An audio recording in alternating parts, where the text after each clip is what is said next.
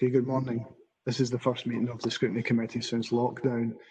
We have apologies this morning from Councillor Patrick, the convener. So the first item of business we need to do is ask the committee to appoint a chair for the meeting. In terms of standing orders, the chair for Scrutiny Committee should be a member of the opposition group, and because Councillor Blackwood is chair of the Scrutiny External, the position falls to a member of the Conservative group. So that means that Councillor Grant would be the chair for today's meeting, but just formally for the record, can I ask if the committee members agree to that? Yeah. Agreed. Agreed. Thank you. And maybe just to say at the start of the meeting that items 5 and 6, which are performance reports, are open to all members of the council to attend, and I see that Councillor Hughes and Councillor Reid have joined the meeting, so for that part of the meeting they can take part and comment, ask questions. Once both these sections are finished, once section 6 is finished, there'll be a short adjournment while those two members are asked to leave the meeting, and there'll be a short comfort break, and then we'll take the last item. So can I ask Councillor Mills as well? Pardon me? Councillor Mills has joined us as well. Brian, can I ask a question? Councillor Spears, yes. I've also joined the meeting. So there's 3, thank you. Was that a question?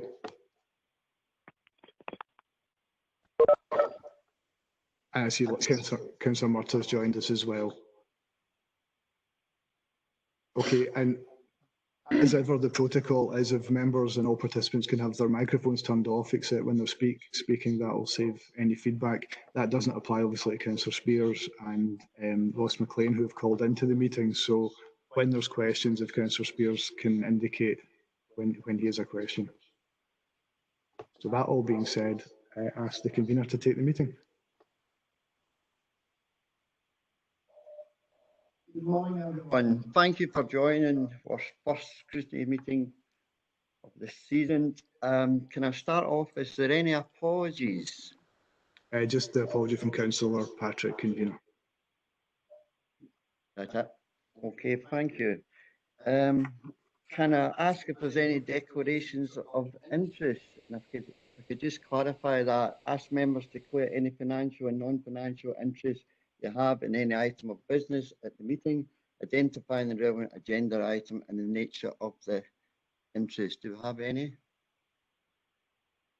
We'll take that as no. Okay. Next on the agenda is the minutes.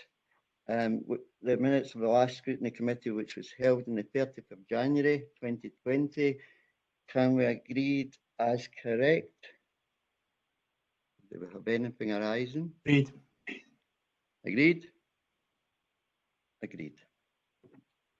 Okay, the next thing in the agenda is which is item 4, and I'm going to ask Mr. Perry if he could comment on the rolling log. Thanks, Brian. Thanks. The rolling action log shows any actions which the committee has asked to be taken forward. There's a whole series of reports. You'll see that the majority of them are relating to the work plan, and that's an item we're going to take later on in the agenda. So there's no outstanding actions to be picked up other than that.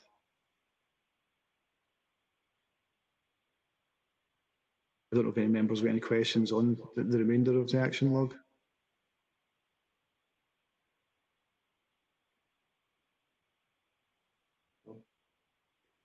No questions? Okay. So the next thing on the agenda is agenda item number 5, and it's monitoring and reporting on the corporate plan, the One Council Partnership. A report by the Director of Corporate and Housing Services, which is Alan Stewart, Improvement Manager, and he will present the report from pages 20 to 41. Can I pass it over to you, Alan? Thanks, convener. So, the intent of the report is to provide committee with details of the significant and very valuable work being undertaken by different sections of the councils and partners. This is the third report the committee detailing the work being undertaken in the Council's priorities and discusses the partnership priority in detail. The report was due to be presented in April and was delayed due to the pandemic. It's therefore been updated to reflect the ongoing good work of those involved. The partnership priority has 3 objectives and the report steps us through each of the objectives. So beginning with working with communities to deliver better services objective. 4.2 acknowledges the work being undertaken to develop a new plan focusing on engaging with communities in a more empowering and collaborative relationship, and offers enabling support to build community leadership. Community choices is discussed next, and the current work being undertaken to develop draft proposals in the report for members and how this is implemented.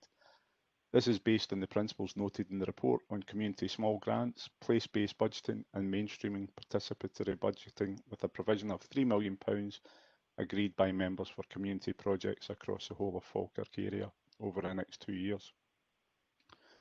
4.4 discusses the work of CLD and partners to provide a dignified response to food insecurity, as outlined in the Scottish Government's Independent Working Group on Food Poverty.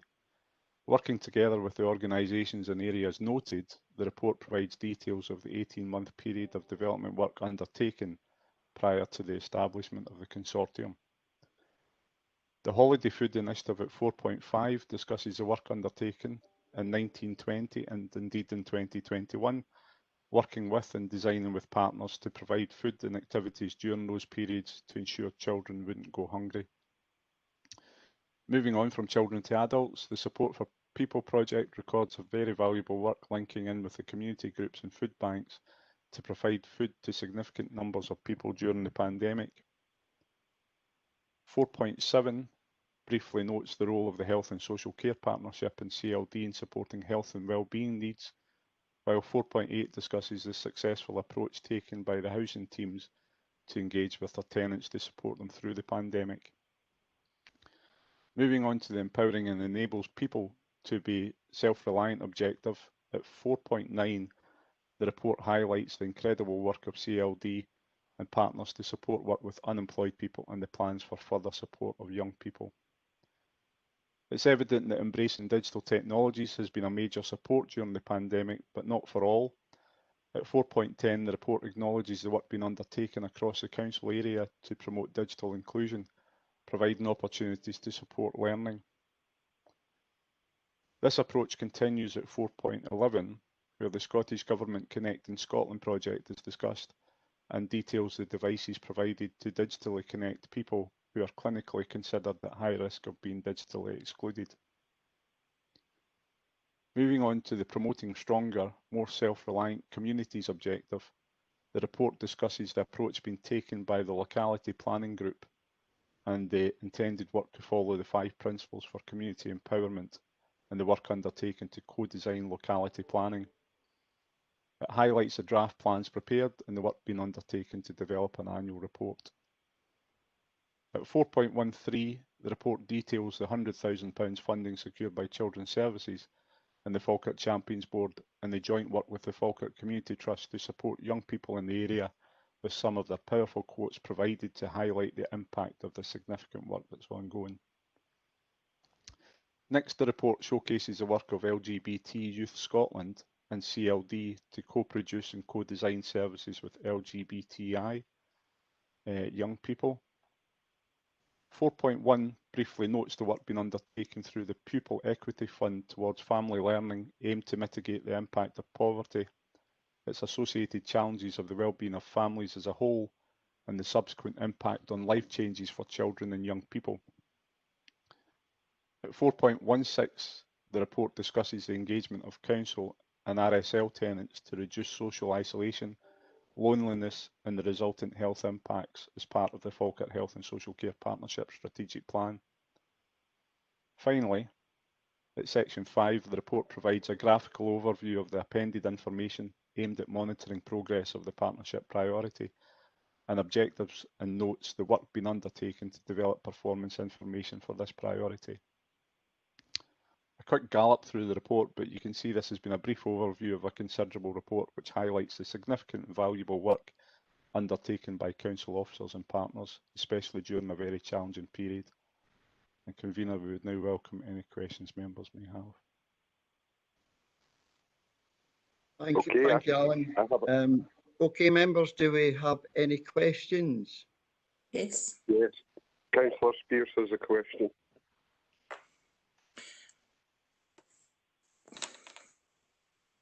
Is it Okay, go Councillor ahead? Spears, if you could ask your question, please.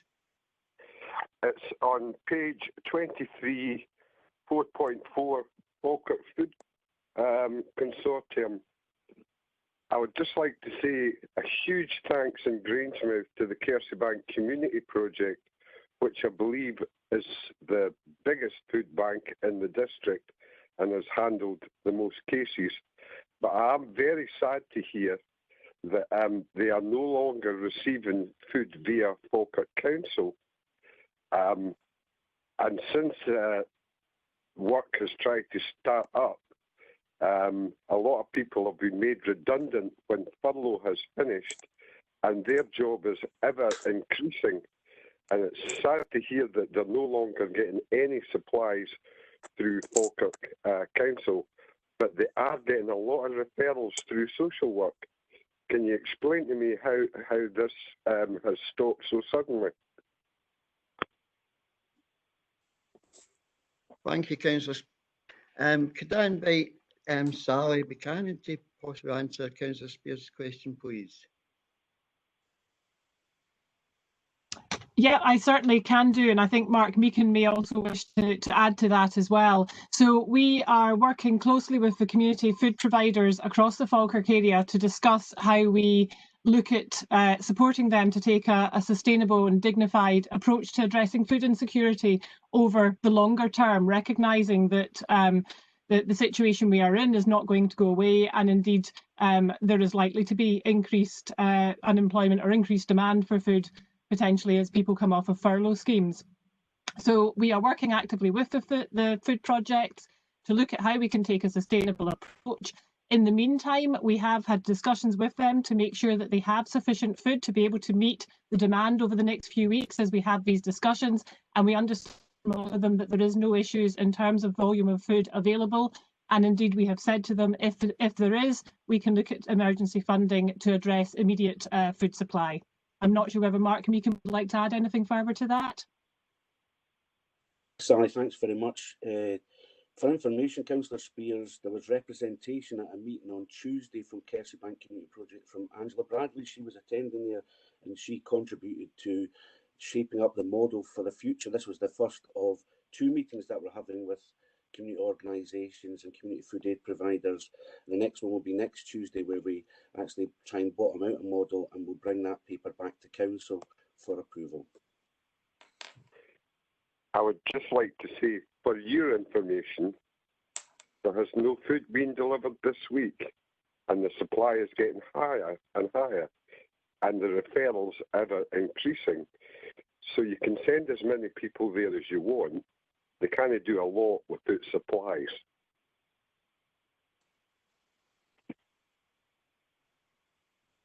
Councillor Spears, I'll get in touch with Kerseybank Community Project today to ascertain from them what food supply they need for emergency food supply, and we'll do our best to meet that requirement.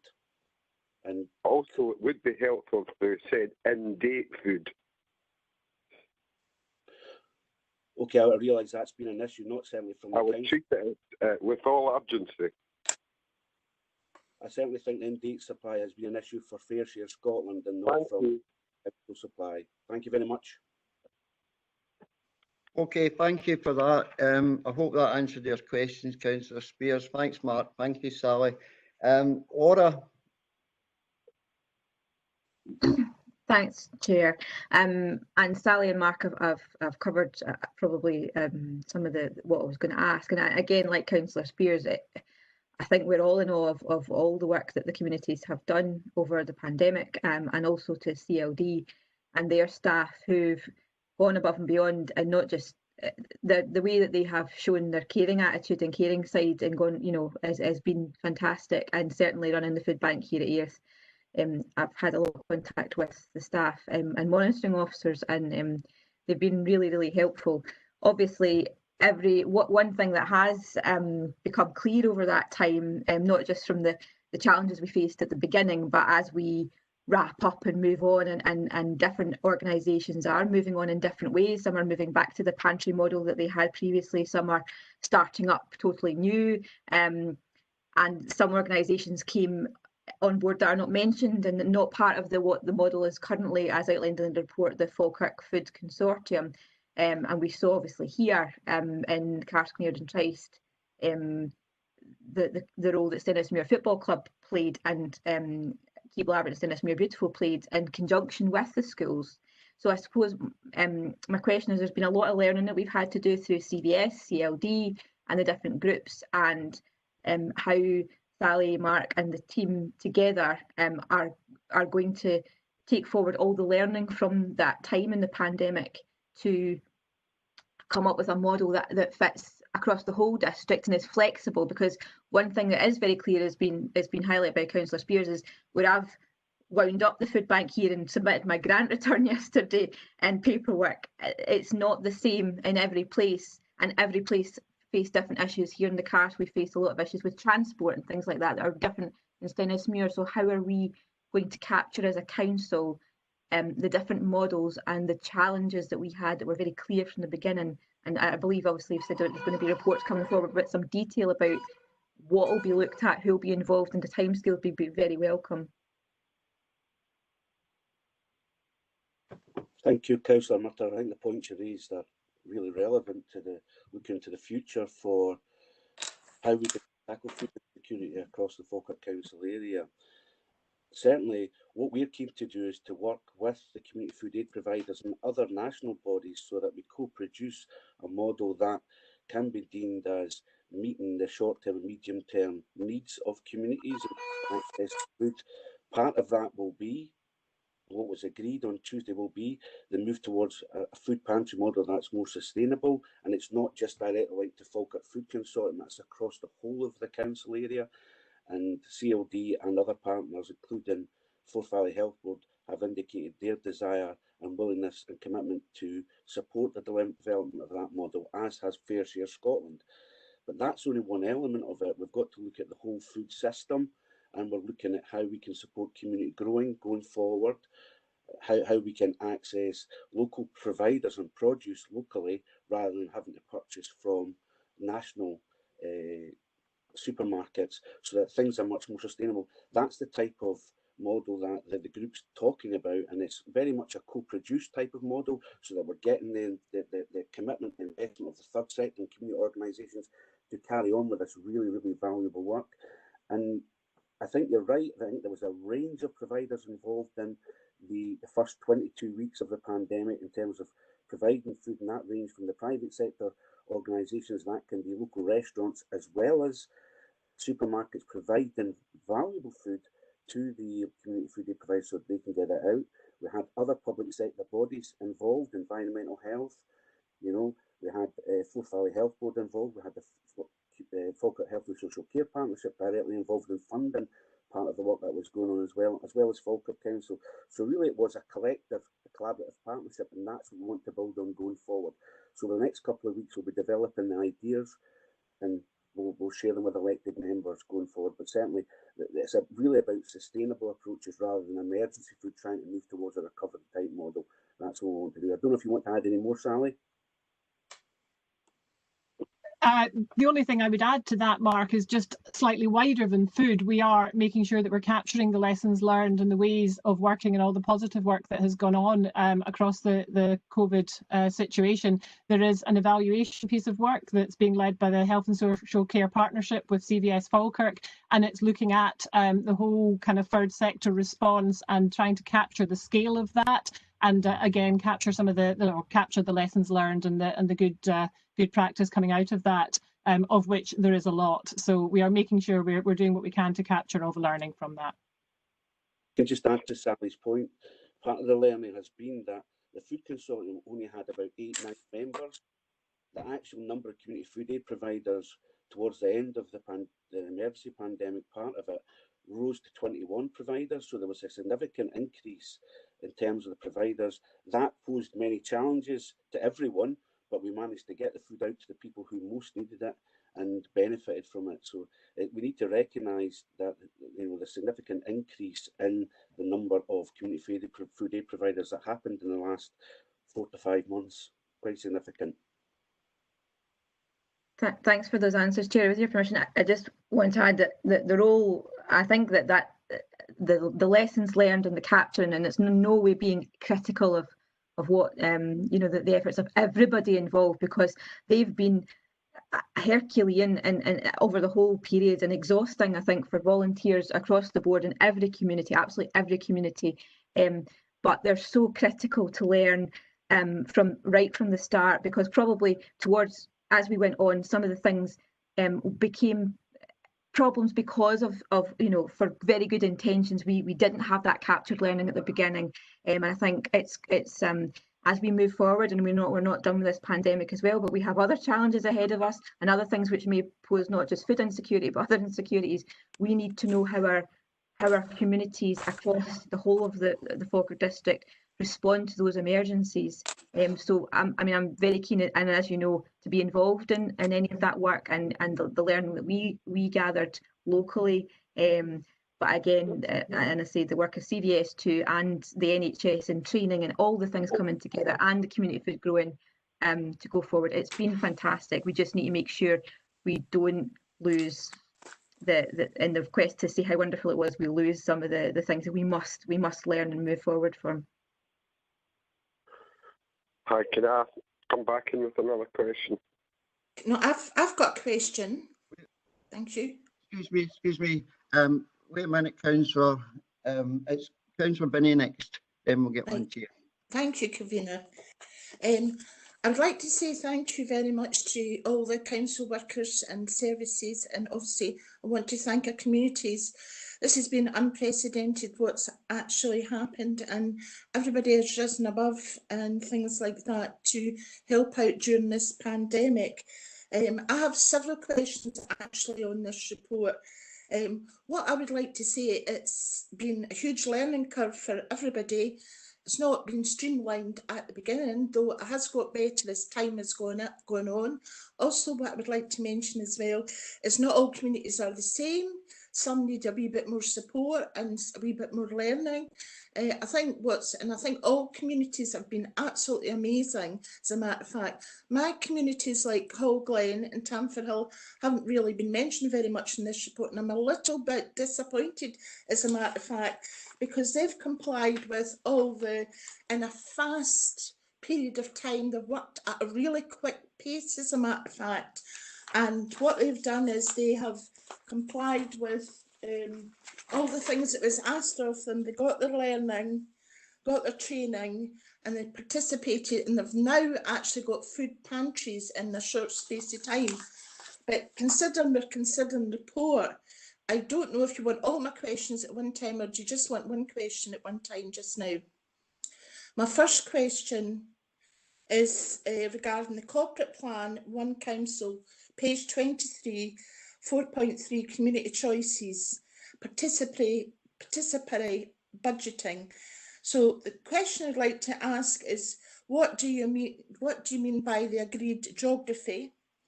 And in that, can you ensure that there will be a fair and equitable distribution for all the communities? Who decides this within this? And is this an operational matter, or will this be decided by councillors? Thanks, Lorna. Yes, one at a time, please. Stuart. Could I ask Stuart to answer that, please? Yes, thank you, Convener. Good morning to everyone on the call. Members will be aware that we've been developing our proposals for community choices over a period of time, and there's been a bit of a pause on these proposals as a result of COVID, as there has been across the country. The intention is that there will be a meeting of the local governance review panel next week, who will consider proposals on a framework for how we go about implementing a community choices programme across the council district. That in turn, subject to the comments of that panel next week, will come to a meeting of the executive. In broad terms, we're talking about spend across all 9 wards of the council. So the £1 million that we've got in the capital programme, we're going to suggest that we allocate on a ward basis, and the other parts of the community choices programme we're looking to see implemented in a ward basis as well. So the framework likely to be agreed by members. The decisions on spending will be in the hands of our local communities, because that's the way it needs to be under the community choices framework. Hopefully that answers your question, Councillor Binney. Yes, it did. Thank you. I have other questions. Will I ask them later? Yeah, one at a time, Lorna. Will I carry on? Yes, carry on. Regarding the report, page 24, the Falkirk Food Consortium, will you be looking to include other areas, for example, Hallglen and Tamforhill? I see they have not been included, but as the report says that it's been developed over a period of 2 years. And like I says, that my initial comments was they've really communities in my area have reached up to that criteria now. So I would, is that possible? They could be included in the consortium. That's my second question. Mark, would that be yourself? Yes, it would be. Thanks very much, Councillor Binney. The organisations that are listed in the paper were the initial organisations that were involved in pulling the consortium together. They actually got funding from the Scottish Government of £156,000 to take forward the development of the food pantry model. That was directly linked to those organisations that are listed there. That said, we certainly, CLD staff have been out and met with volunteers in Hallglen and have been out and met with volunteers at Tamforhill to discuss how CLD can support the development of the food pantries in both locations.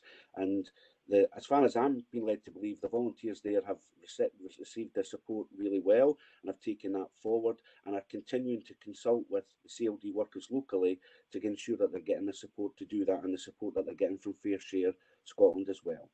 So yes, yes, if they want to develop food pantries, they'll be supported to do that. Well, actually, Mark, the community are actually going to them at the moment. So they're up and running at the moment, the food pantries in Tamforhill and Hallglen, I believe. Yes, that's true. We've had reports that is the case, and yes, we're continuing to support that development with Lynn at Tamforhill, with Sylvia up at Hallglen. We're continuing. I've got one little question left. Can I carry on? Okay, finish off then, Councillor. Thank you, Convener. It won't take long. It's regarding the annual housing visits. I was interested to hear that you've done virtual home visits and they've been undertaken. I really would like to ask, how can that be inclusive? Because not everybody in our community knows how to work video conferencing, if that's the way that it's done. I do understand you could have a telephone visit and ask questions, but can you tell me the numbers regarding this as well in comparison to the number of householders that we've got in the Falkirk area? Can I bring in Mr. Ritchie again for that one, please? Yeah, thanks, Convener. So just to confirm that all of the engagement is being done by telephone call at the moment.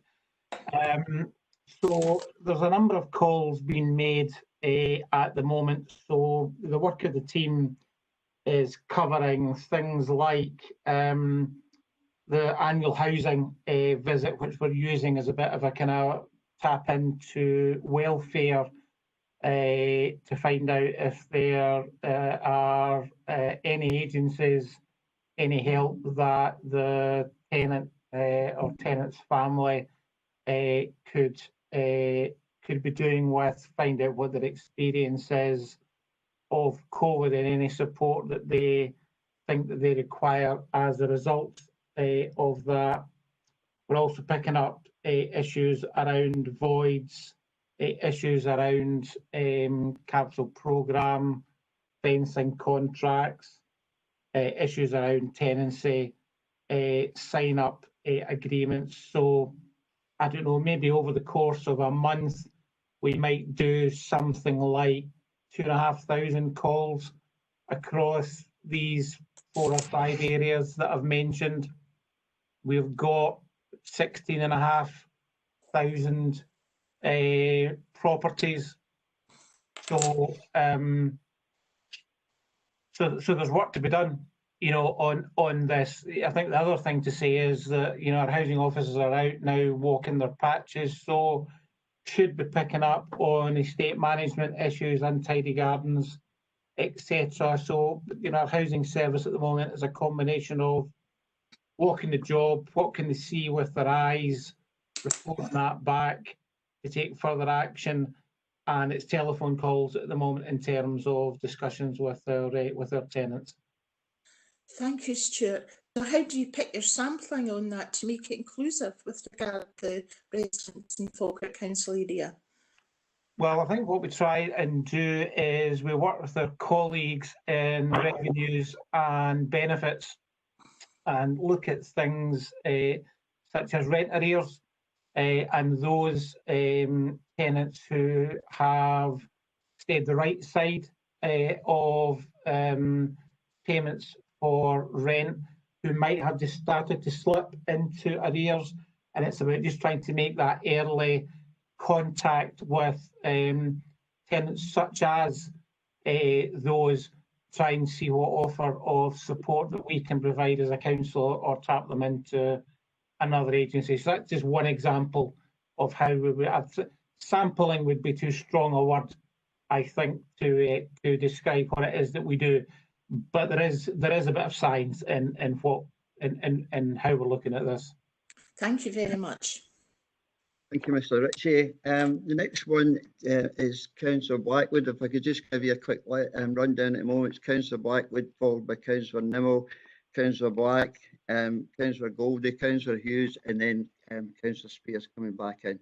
So could I go to you, Councillor Blackwood? Right, thanks, Convener. A couple of questions. First one's on 4.5, and it's the bottom of the page, £17.50 per week paid to the children who qualify for school meals during the holiday period. I'm just wondering if there's any evidence that this form of payment achieved its objective.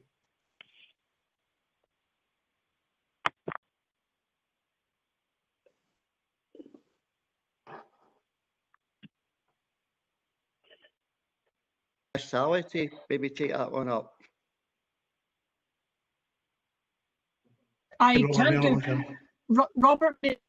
Sorry, Sally. We'll go to Robert Naylor then. Councillor, we don't have any scientific information around that. This is the first time that we have made a payment over the summer holiday period. As you know, children who are entitled to free school meals get that during term time. But there was a decision taken by the council that we would continue to provide free school meals over the course of the summer. The way that was organised was to not just make a payment to the families who were entitled to free meals, but to allocate funds to all those who qualify for footwear and clothing grant, which is actually a larger number of families than those entitled to free school meals. As I say, I cannot quantify whether that money was exclusively spent on food for children, but that was certainly the stated purpose of it. And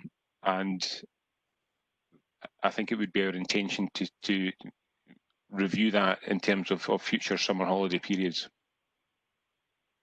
Okay, thank you. Another question is in 4.10, digital inclusion. The last bullet point, provide digital skills for life training in various community locations.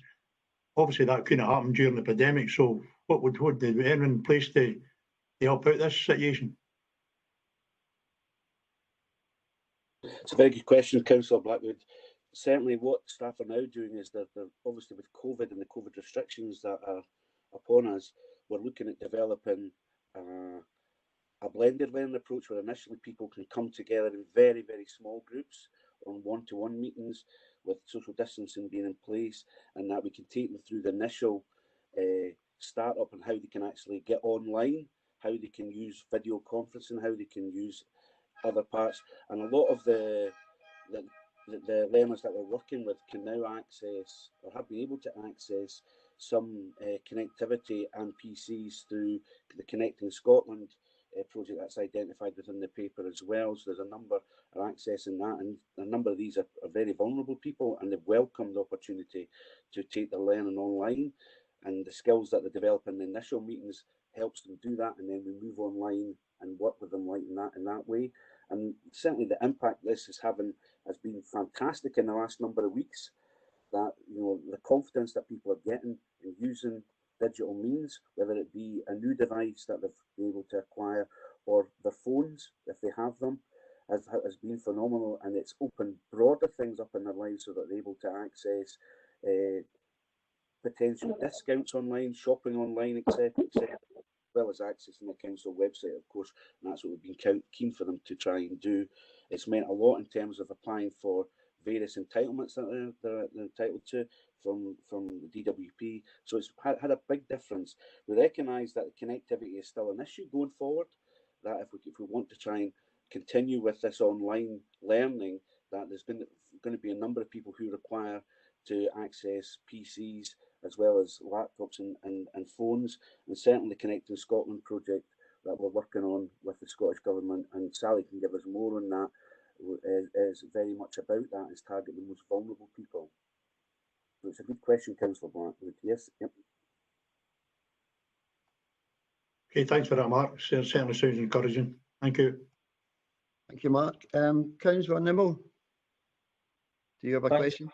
Yep, thanks very much, Convener. During the initial presentation, the pupil equity funding was mentioned. Now, as you'll all be aware, this was ring-fenced money that was provided by the Scottish Government. I'm just a bit curious as to what evidence we have to support the outcomes that we were talking about. What do we actually have, concrete evidence-wise? Thanks, Convener.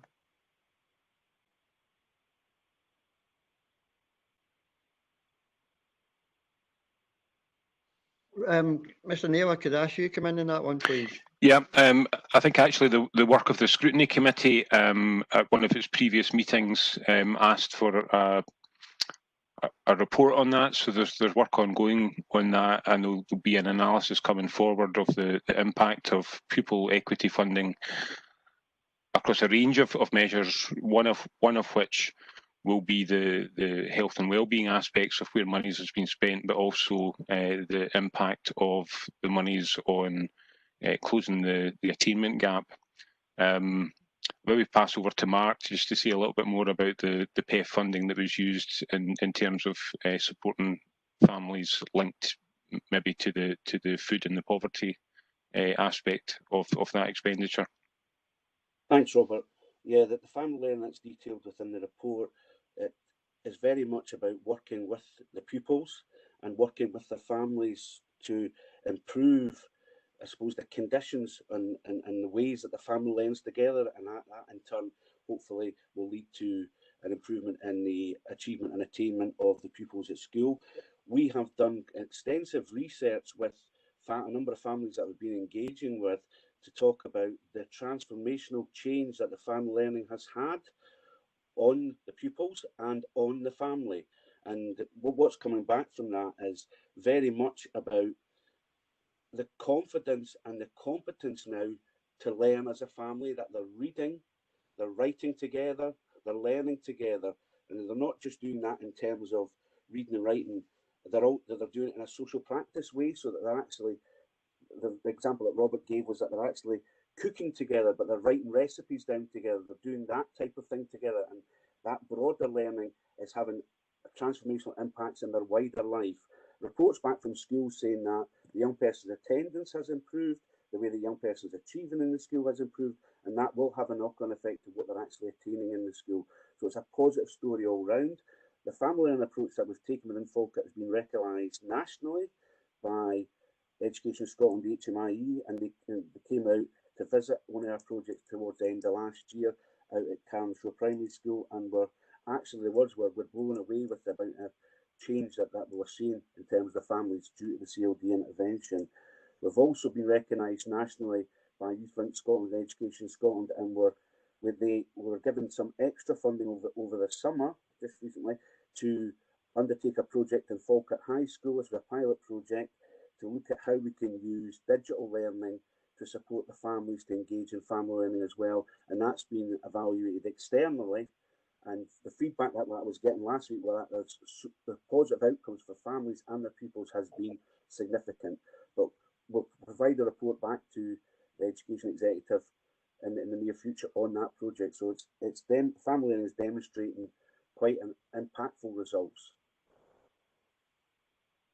Convener, I'll have a supplementary if that's okay. Yeah, it's fine. Okay, thanks. It's probably meant for Robert or Mark again. There was some discussion there about Wi-Fi provision. I'm a bit concerned about how the most vulnerable in our society are going to access Wi-Fi locally. I know there's separate Scottish Government funding available. I'm just wondering if, as a council, have we been able to draw down any of this additional funding? Because I think it's important that we put something in place as soon as possible. Obviously, in the wake of COVID, there's issues about people connecting to the council and things like this as well. It's not just about learning. If we could get some information on that as well, it'd be helpful. Mr. Naylor? Sorry, Sally, do you want to come in there and talk about Connecting Scotland? All I was going to say, and probably Sally can provide more detail, but the council has received monies from Connected Scotland. What that's been used for is the provision of devices that have a chip inside them, for want of a better description, that makes that device internet enabled without there needing to be broadband in the household. So work is ongoing around that, and a number of these devices have been distributed in recent weeks and months. Sally will probably be able to give you a bit more detail in terms of the numbers of those devices, but the idea is that where families don't have broadband in the household, that you give them a device that can access the internet from the device, wherever that device may be. It's like the idea of I think we used to call it a dongle. Sally?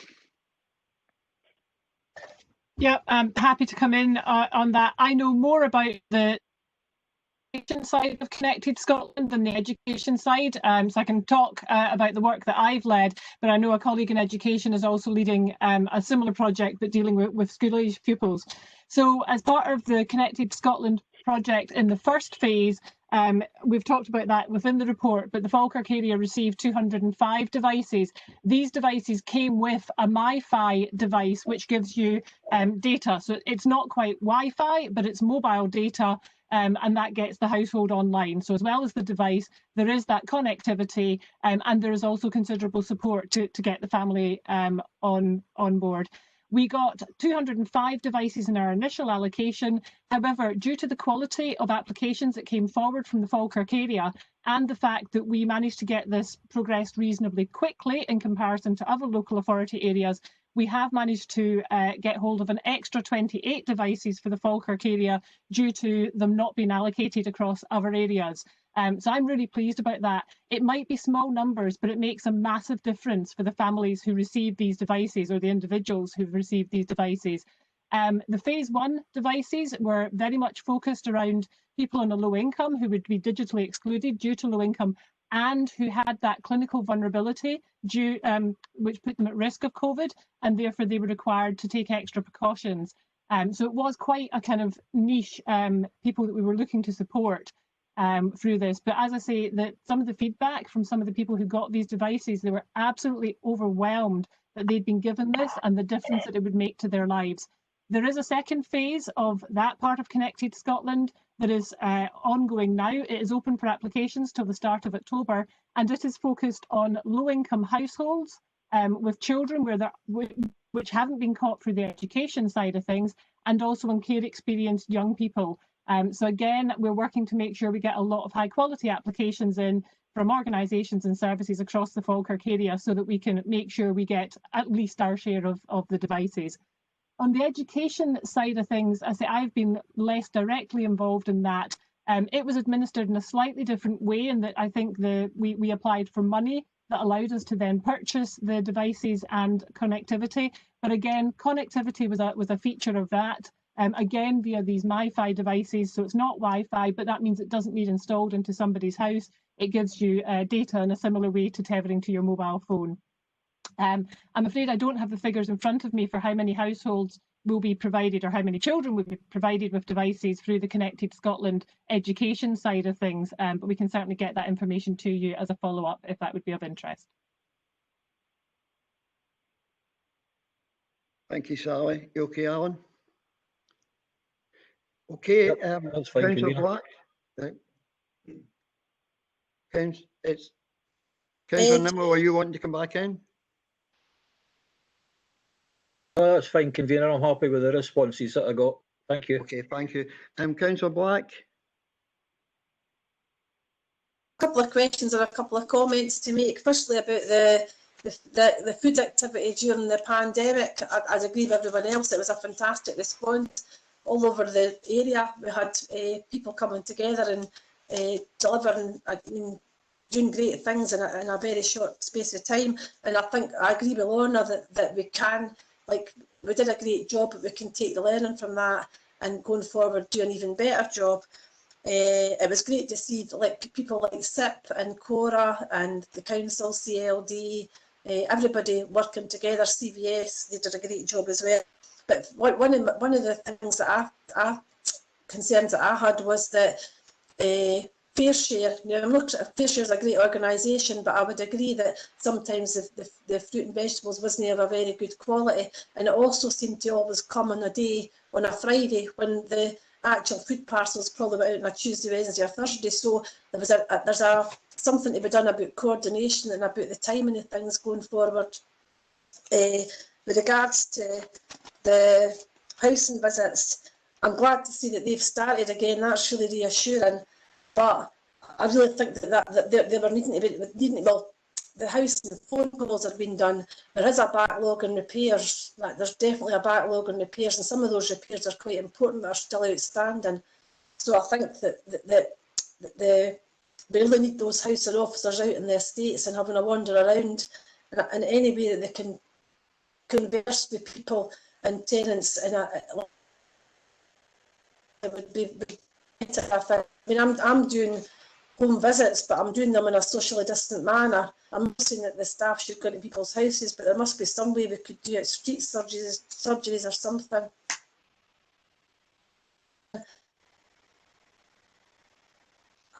For me, during the pandemic, people filling a universal credit form on a phone, that was a big issue. I think that we're leaving a lot of people behind and vulnerable people behind. I don't know how we can help them to catch up. So I think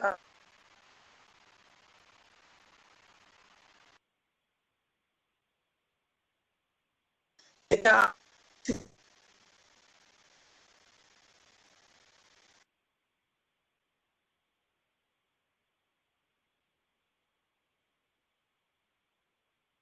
And that just can't afford to.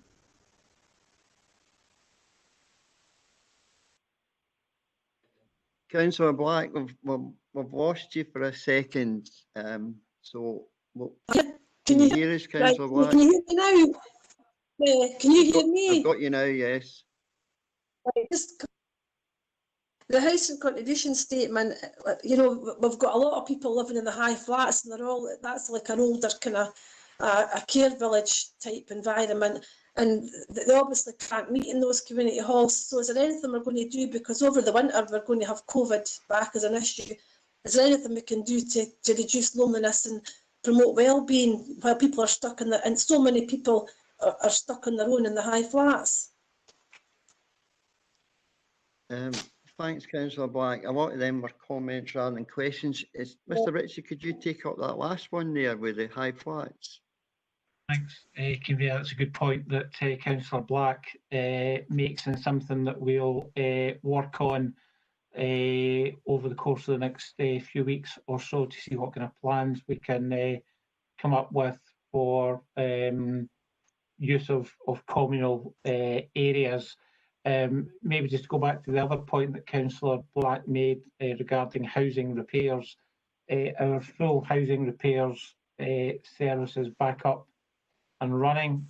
Now there is a backlog in non-essential repairs, and we're working our way through these best that we can, but we acknowledge that there is a backlog in non-emergency repairs, and that's just the product of lockdown for those couple of months where nobody was able to access properties to get repairs undertaken other than for essential repairs which were kept up to date. Thank you, Mr. Ritchie. Mr. Councillor Goldie.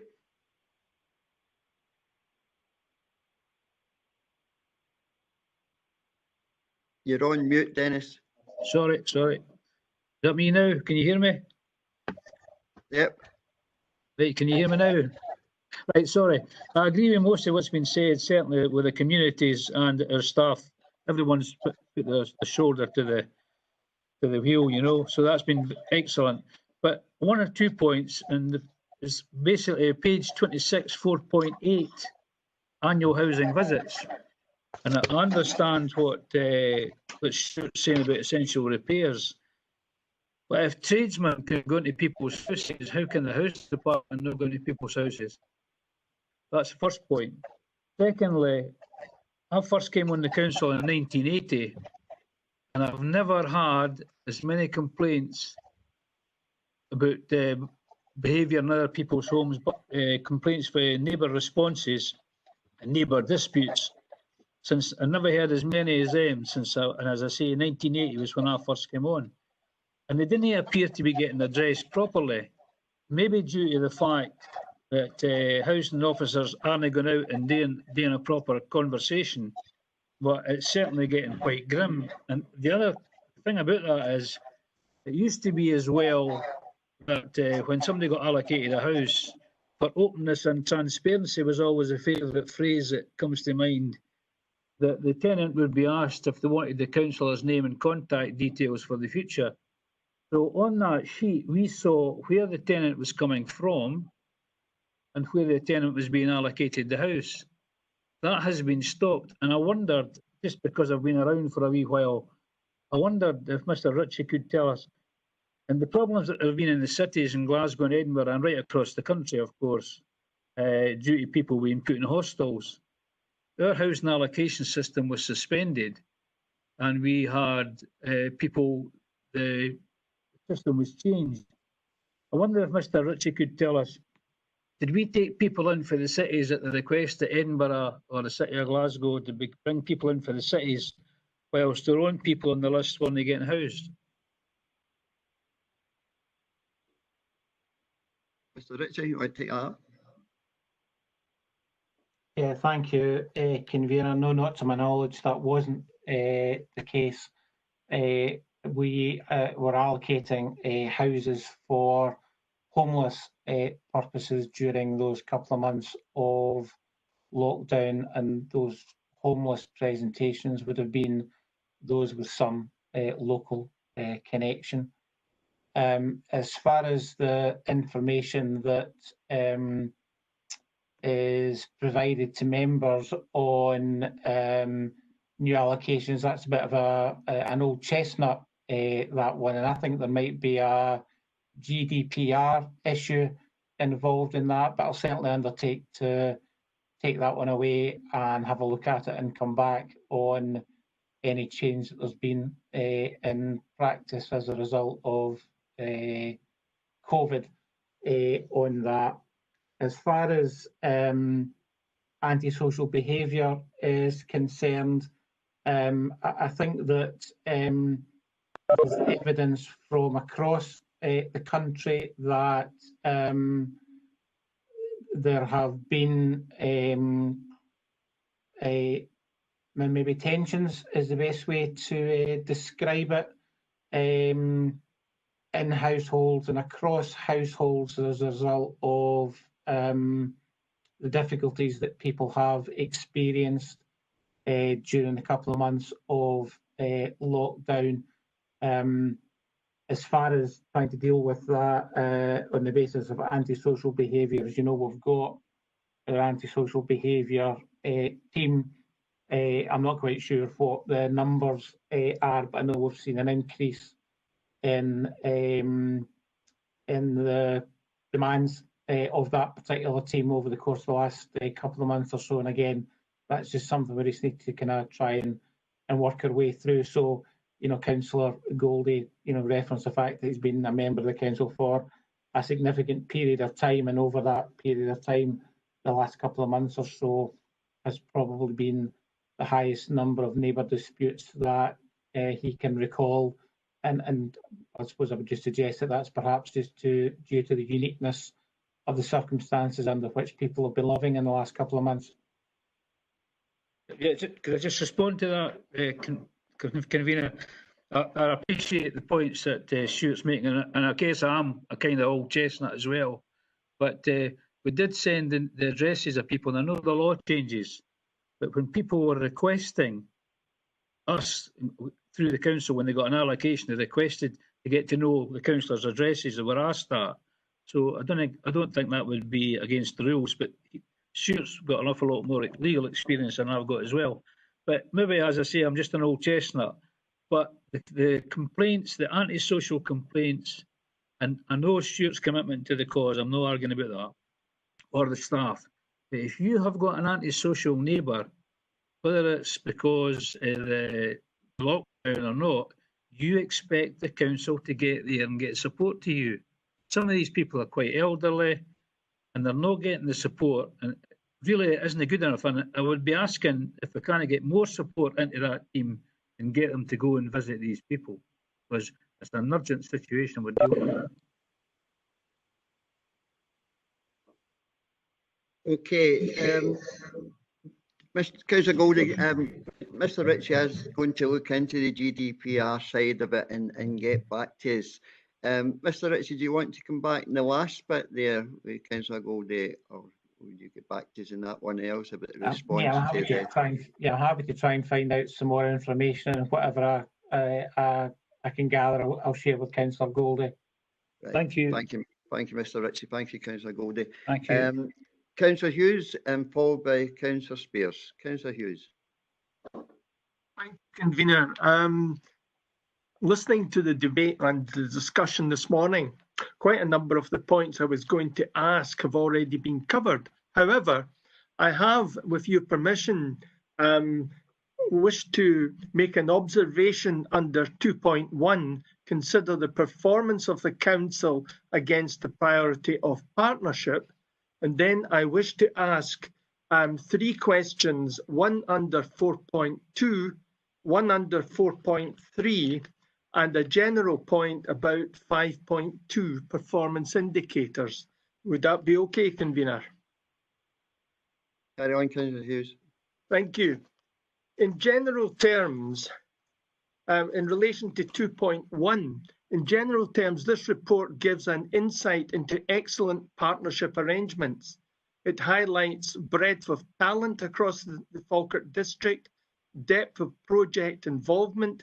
It highlights the involvement of stakeholders, staff, agencies, voluntary organisations and communities. Above all, it demonstrates the flexibility of approach in relation to crisis, resilience, outreach, ingenuity, innovation in helping our communities. This report is an excellent overview of the types of partnership activities happening within our communities. Under 4.2, could I just ask a simple question under working with communities to deliver better services? Could you, under 4.2, unpack a wee bit more the, shall we say, the point being made in reaching out? sorry, a reach-in approach. That's really what I wanted to ask. Could you maybe unpack that a wee bit? A reach-in approach. Mr. Ritchie, you come in for that one. Oh, Sally, I see your hands up. Sally Buchanan, can you come in, please? Thanks. Yeah, I'm happy to come in on that one. So in terms of the reach-in approach, this is about community consultation and engagement, and it's about using or asking our community organisations if they will carry out some engagement for us and speak to the people that they are working with and they are supporting, and that way we have a greater reach into our communities by asking them to help us with that engagement and to carry out some of that engagement on our behalf. It should give us a far greater reach actually into our communities and a far more representative return back than some of the more traditional methods of engagement that we've used in the past, where we've had online surveys, or we've turned up for focus events at a library or community hall, and we're expecting people to come and turn up to us. If we can use the relationships we have with our community organisations and get them to speak to people and then feed back to us on what they are finding, on what the issues are, then we will get a far greater reach in to understand what's going on within our communities and a more representative return. Thank you. Now, Convener, can I ask a question under 4.3? I have 2 points. The first one is basically in terms of the working group. Has the group taken into account work which has been carried out in other local authorities? Mr. Ritchie? Yeah, thank you, Convener. Yes, so there's a good network in place for that. In fact, Stuart sits on that network. I think it'd be fair to say that things have gone, I think I mentioned this earlier, things have gone quiet during COVID, as I think people have gone into the response mode. But now as resources are starting to get targeted into recovery, then attention's starting to focus on how do we play in community choices into that recovery. So a good network in place, and we're just trying to pick up best practice where that exists. Thank you. My second point on this one under 4.3 was in terms of implementation, will pilot studies be carried out as a test run before full implementation?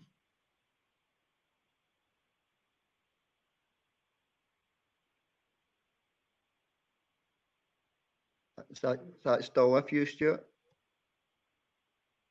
Thank you. So we haven't got into the implementation detail of this, but yes, we would be looking to try and do some kind of pilot arrangements to make sure that we've got sound arrangements in place rather than roll out something which we find in practice might not necessarily be the best arrangements that we've got. So whilst we don't have the precise implementation arrangements in place, I would expect us to be doing some kind of trial pilot arrangements. Thank you. Under 5.2, in relation to future reports, because the report heading is monitoring and reporting. So I'm assuming that in future reports which are given to committee will in fact be subject to performance indicators under partnership. Can I just ask, just as an example, under 5.2 it says performance indicators are under development. Can I ask, in relation to, for example, just because I'm interested in housing, has there been work in the development of performance indicators? Could we have an insight into what indicators have been identified that should be used in monitoring performance? Will the indicators being used highlight improving performance, deteriorating performance, or maintained performance? Mr Ritchie. Yeah, thanks, Convener. The housing service has got a significant number of performance indicators, and that's partly for the purpose of reporting to the housing regulator, who requires a number of set performance indicators across all landlords in Scotland, and information on that is published nationally by the housing regulator. We've also got a number of local indicators that we use. Some of these are reported to elected members under the people, place and partnership arrangements, and some of them we just use for operational purposes, whether that's through my senior leadership team or David McGee's leadership team or Kenny's leadership team. So members should be rest assured that we have a number of performance indicators at various levels for the housing service, which are reported in various places, and just pick up on the points that Councillor Hughes made in terms of the kind of trend analysis of what's improving, what's deteriorating, the reasons for any deterioration, and what actions are required to improve on any performance. Thank you. Thank you, Mr Ritchie. Councillor Spears, then Councillor Balfour. Hi, I'd just like to ask a couple of questions again regarding the 9 wards.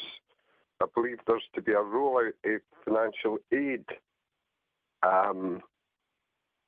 Can I say, does that take into consideration the size of the wards, the density of population, the sites in multiple deprivation and child deprivation? I know in Grangemouth we suffer from having a very large population and sites in multiple deprivation. And this the week the food stopped, and today being delivery day, it's very, very difficult day here in Grangemouth. I've been trying to get some answers on these from Mr Naylor, who hasn't got back to me, and I would quite like to see urgent action. I hear a lot of people are looking into things, and we've learned a lot of lessons, but actually the situation just now is as bad as it's ever been, and I want to know what urgent action we're actually taking today. Would that be your good self again, Mr Ritchie? I'll try and answer part of the question, and maybe the last bit is for Robert. As far as the allocation of the £1 million that's in the capital programme for community choices, we've got a proposal, as I mentioned earlier, going to the local governance review panel next week on how that money might be allocated, and then following on from that, again, as I mentioned earlier, that will be included in a report which would come to an executive, and we're thinking that that's probably an executive that would take place in October. So members should see sight of the proposals in a few weeks' time, I guess, for how that £1 million worth of capital investment will be allocated across the wards. Thank you. Mr Naylor, do you wish to come in, please? Yeah, just in terms of today, I think earlier on in the discussion, Mark Meehan undertook, following the meeting, to be in touch directly with what's happening on the ground in terms of the food supply. So I think that point has already been addressed in terms of what Councillor Spears alluding to in terms of there not being food deliveries today. Mark's going to be in contact with Kersey Bank, and I think he already indicated that if there's a need for any emergency supplies to be provided, that will be taken care of as a matter of urgency. Thank To you. be Yes, that honest, was said. to be honest, Mr. Naylor, that isn't really an answer, because they have been in touch with you. I've been trying to get in touch with you, and today is delivery when people come to pick this stuff up. Okay, Councillor Spears, I believe that it was an answer, and Mr. Meekin has actually answered it earlier on, that he's getting in touch with Kirsty Bank, so there is going to be some results taking place today. Well, all I can say is we might need to then restart our food ambassadors and start collecting in the streets again. Okay, thank you. Can I bring in Councillor Balfour, please?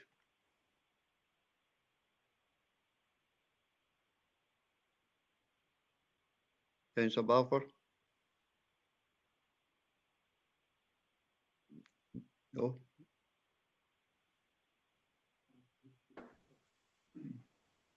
No. Councillor Balfour is there? No. Just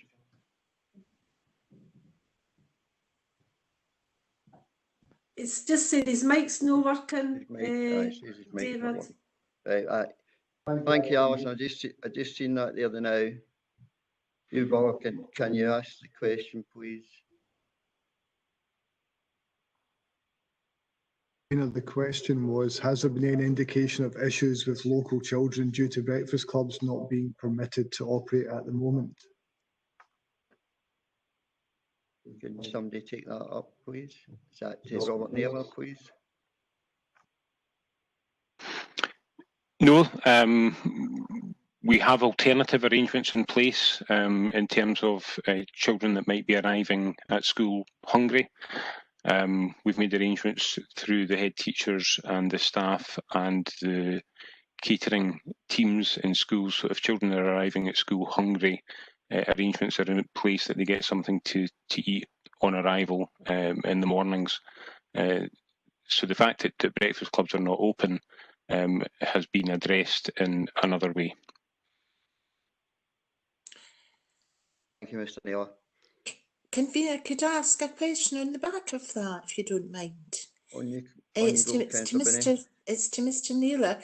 How does the headmistress and the teachers establish if a child's hungry or not with attending school? Because as you'll be aware, many children are very shy and embarrassed about situations.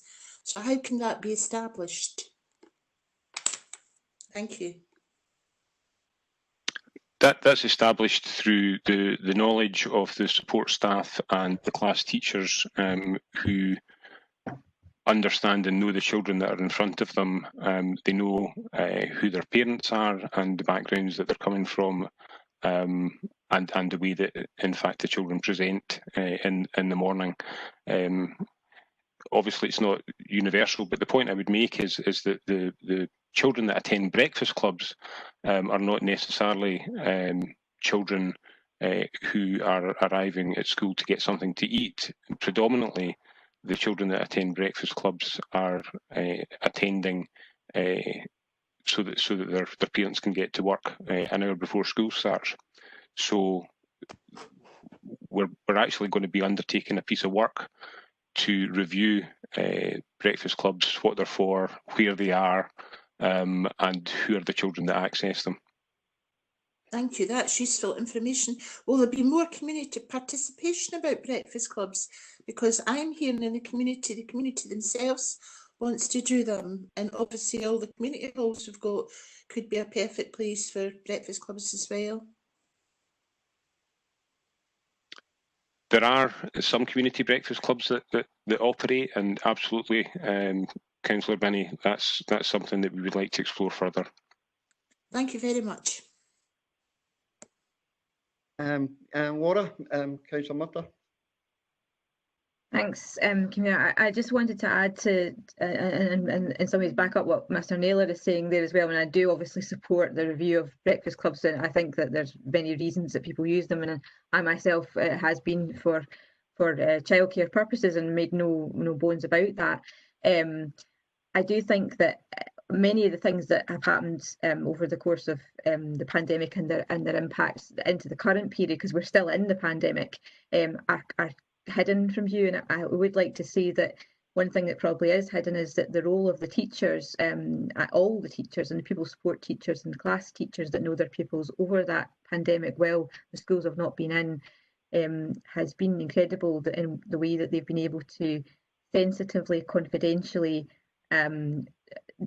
support pupils and knowing their pupils find ways of accessing support, whether that was food aid or I've seen, you know, going door to door with materials and all these things, and in a way that quite rightly is unseen in terms of the individuals, but has gone on constantly throughout, and our staff, they deserve great praise for it. But I think as a council, we're often criticised about the silo working or the non-one council effect, and that was one of the things that I think needs to be highlighted in this in terms of performance, is that worked very well, and it was clear that the staff working together with the different agencies and the third sector were able to support the families over that time, and that was extremely welcome. So I think I already know from my own experience of what's happening within schools that's continuing, and you know, you can't give details of those things, but it is continuing, and I see evidence of that, and very much thank the staff for at every level for what they've done to make sure that those children are not left behind in that regard. Thank you, Councillor Mudd. I'm sure we all echo these sentiments. Okay, it's going to be Councillor Reid, but then that will do for this section of the priority updates. I'm sure we've had plenty of questions and plenty good responses from officers. So could I invite Councillor Reid to ask a question, please? Yes, I thank you. I'll be very brief in view of the time that's lapsed. The annual visits on the part of housing has always been a good idea. I think there was one abortive attempt in the past.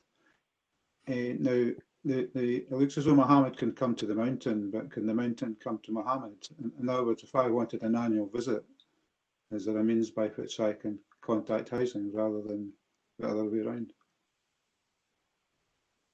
Stuart? Thank you, Kevin. That's a very good question, and one of the areas that we're picking up in through our annual visit conversations is those tenants who contacted us in the early months of lockdown through the Support for People team, just to get back in touch with them to see how things are going, whether they need any additional support or not. So we're aware of people who have already made contact with the council seeking support. I think what we want to do is make sure that wherever somebody has touched the council seeking support, we've got an awareness of it, because more often than not, it's not a single need of support that a citizen will have. It can be quite often multiple areas of support. So it's about being able to put our citizens in touch with whatever support means are available, whether that's within the council or with the council and other partners too. If there were to be a phone number to contact, are you afraid there might be too much of a response? And that might kind of choke up the system. Yeah, no, I don't think so, and maybe that's something we need to think about. I mean, we've got well publicised numbers for general housing contact in the first instance. I suppose this is about kind of a different form of contact. So, you know, people would contact us in the past if they needed a repair or there's a neighbour dispute or something. This is about a well-being issue or a need for some form of support, whether that's to help with potential rent arrears or whatever. So, you know, we've got well publicised phone numbers for the housing service. Maybe we just need to think about how we remind our tenants that these numbers are there. Okay, thank you. The second point could be is, of course, to congratulate all the officers and all the parties concerned in responding to the pandemic. But throughout this report, the CLD features very prominently. I use the word we quite deliberately. We in the past have cut CLD quite savagely compared to other services. And I think, on reflection, we may have made a mistake, and hopefully we'll regard them no longer as the Cinderella service, but a very, maybe even the fairy godmother in many cases in the future. Thank you, Councillor Reid. I also echo that comment as well. Okay, thank you, committee. Could I invite the committee to ask questions relating to Appendix 1, which is pages 34 to 41?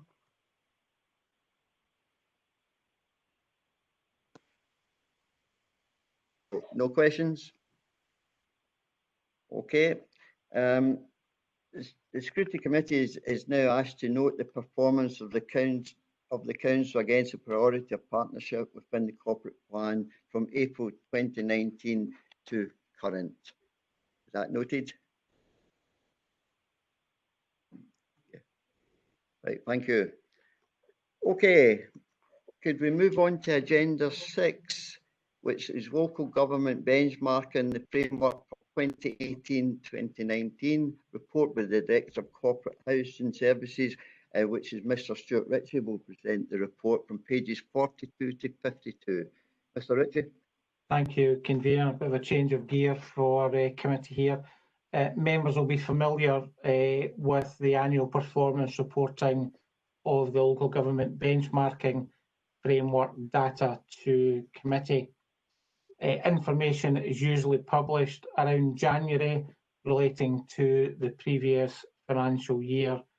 So the Improvement Service published performance data for 2018-19 in January of this year, and this report would have come to members to be considered at the meeting of the Scrutiny Committee in April, but this has now become the first time where this information can be presented to members.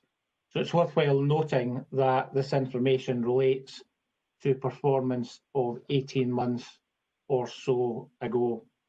So there's a significant time lag on this information, and the information on last year's performance will not be published until January 2021. Of course, we collect information on an ongoing basis for some of our local government benchmarking indicators, and this is reported to members through the corporate plan reports, and of course is available to members in real-time information through the performance portal that you all have access to. With this backcloth, the report provides members with information that compares our performance year on year and compares our performance to the performance of the rest of the local government family in Scotland. Convener, I won't go through where individual indicators sit because I'll assume that you've read that for yourself. I also appreciate that there's a lot of information contained in the report. I think the key question for members is, do we have priority services? And I suppose I emphasise the word priority. Do we have priority services that are underperforming? And from the answer to that question, is there more information that members would wish to receive on a particular indicators? Convener, I'll finish where I started, which was the caveat of the time drag of this information. The information contained within this report covers services where the cut-off point was March of 2019. I think committee would agree that life has changed significantly since then, and I'll probably put a marker down that as a result of life changing significantly since then, there'll be an impact in our performance information for the current financial year, as we've all focused our attention in really the first quarter of that year in response mode, concentrating on our essential services. So I think it's just fair to point out, and I'm sure members will appreciate that, for our current financial year, when we get to provide information on that, some of our performance information will have dipped, and I'm sure members will have recognised and appreciate that. But going back to this committee paper, convener, the recommendations are set out in section 2 of the report, and just a reminder to members that they relate to performance for the financial year 2018-19. And I'm happy, along with colleagues, to take any questions that members have. Thank you. Thank you, Mr. Ritchie. Is there any questions? I would like to ask a question. Okay, Councillor Spears, you can ask your question. The question he was asking is priority services underperforming. Through the recent pandemic, I would say a lot of our workers have personally overperformed. They've been fantastic.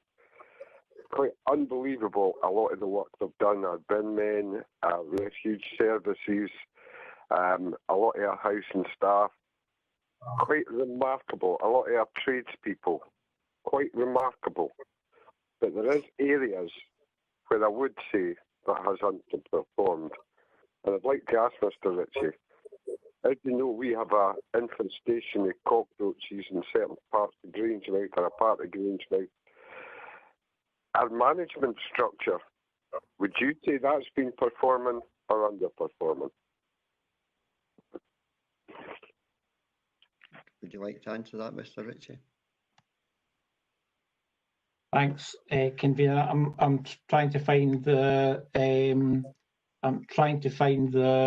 the performance indicator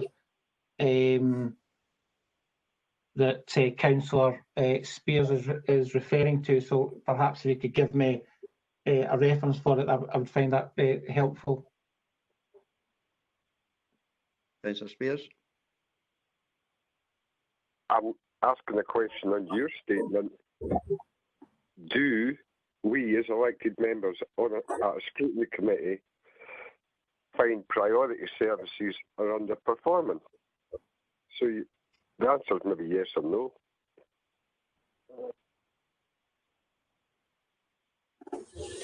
Yeah, thanks, convener. I suppose my answer was that, bearing in mind, I suppose the point I was trying to make was bearing in mind just the amount of data that appears in these appendices, asking members, I think, to focus on what do we think are the priority indicators that sit within the appendices, reflecting our priority services, and these are the ones that we should be looking to concentrate on. So apologies if I hadn't made that clear. So I think it's what do we think are the priority indicators that sit within these appendices, and do we think any of these are underperforming?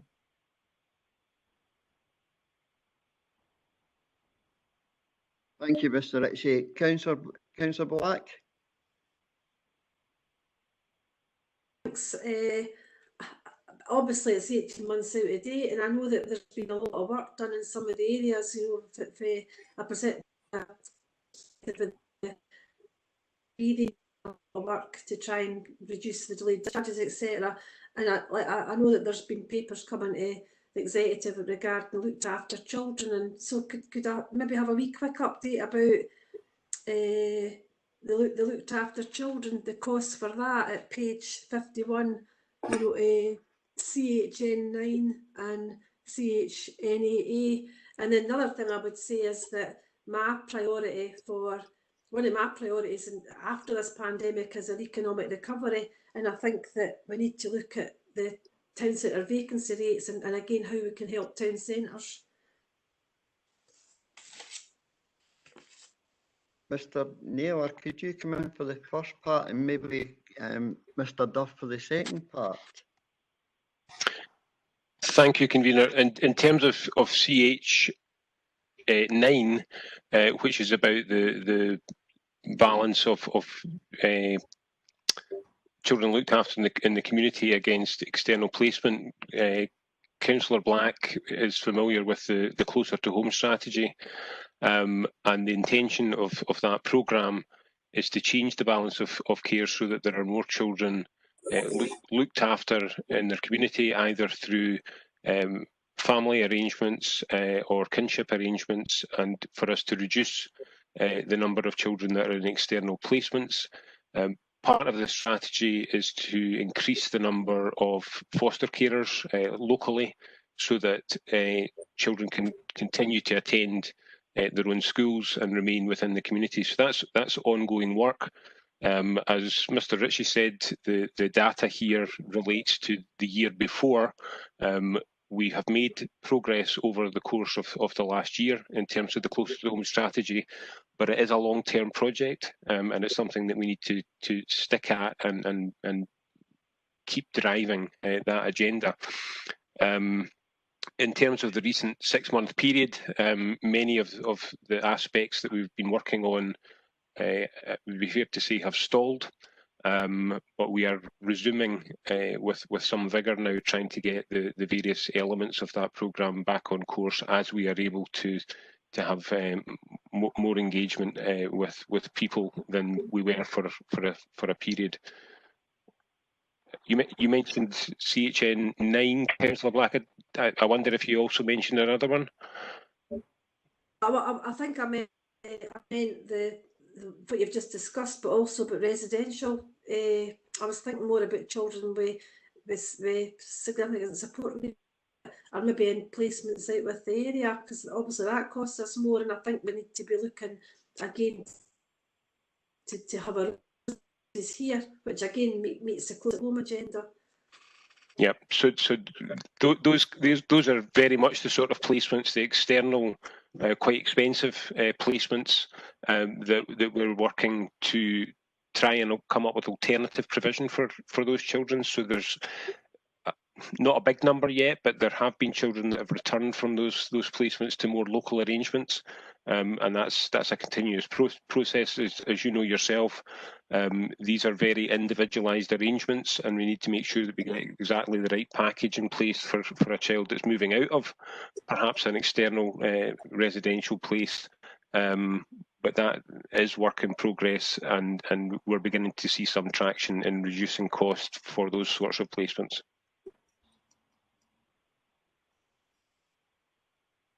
Thanks. Duff, would you like to come in, please? Happy to do so.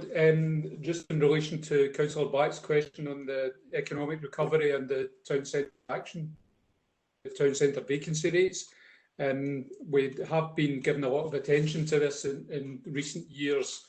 And in fact, the data that's presented there are out of date, and the information we have for 2019-20 shows that the vacancy rates were worse in that year. Clearly, that's a factor of the economic situation and considerable variation across the area. We look at this not just in regard to Falkirk centre, but across the various district centres. And so in some centres like Stennismuir and Larbert, there's a relatively healthy level of occupancy, but in Grangemouth you see quite substantial levels of vacancy. In fact, in overall terms last year, 26% in Grangemouth. Clearly, we have been giving a lot of attention to this. In Falkirk, following the announcement of the Marks and Spencer's closure, we initiated a town centre partnership and have a town centre action plan in place that is looking to move forward and promote the town centre and encourage new development to take place there. There is a report coming forward to the next emergency executive on the economic recovery process arising from COVID, because clearly that is having a significant impact on retailing and in the prospects for our town centres at the present time. And we expect worse news on this. Obviously, we've heard difficulties with the likes of Calendar Square, but probably worse to come. And so we are pursuing and looking to progress that town centre action plan. And importantly, we're doing the town centre regeneration fund, a set of capital funds that were granted to the council by Scottish Government. And so around 2 million that we're looking at there, with funds So that was quite a helpful tool to direct the allocation of those funds. And that includes work in Grangemouth to demolish some of the vacant properties, relocate the businesses to other units and help to sustain those businesses in the new units. But acknowledges that we need to do longer term work in each of those centres. And so importantly now we need to think about repurposing our centres and introducing other activity and things the likes of the role that the council can play with its services are going to be important there. And I say that in relation to Falkirk, obviously with the question about the HQ and the Arts Centre, which is clearly an important decision for the council to consider, but also in other town centres where we have to consider what we can do to generate footfall that will benefit those town centres and restore health and utilisation of the accommodation that's there.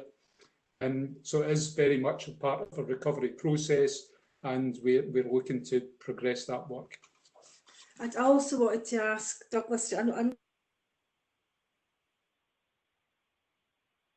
CEO in 6, and that was regarding the difference between us, 70,419, and their economic development and tourism population investment.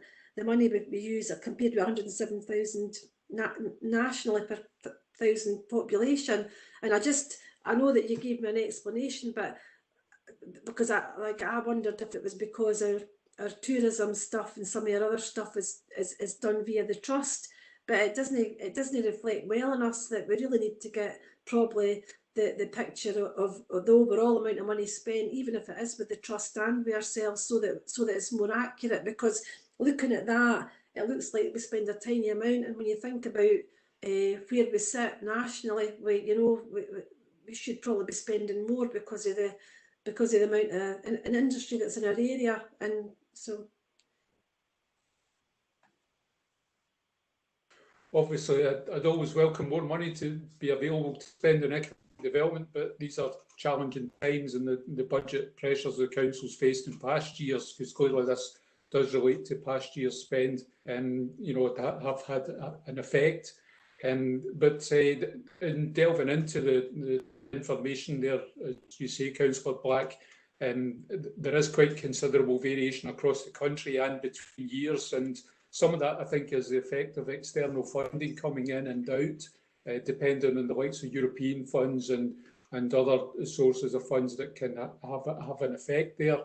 There's also quite a bit of it relates to museum and heritage spend, probably classified under the kind of general tourism heading, which has an effect to do some of the information. But generally I think we are probably around mid-range in terms of the activity that we undertake and the expenditure we make. We rely a lot on external funds to support that activity.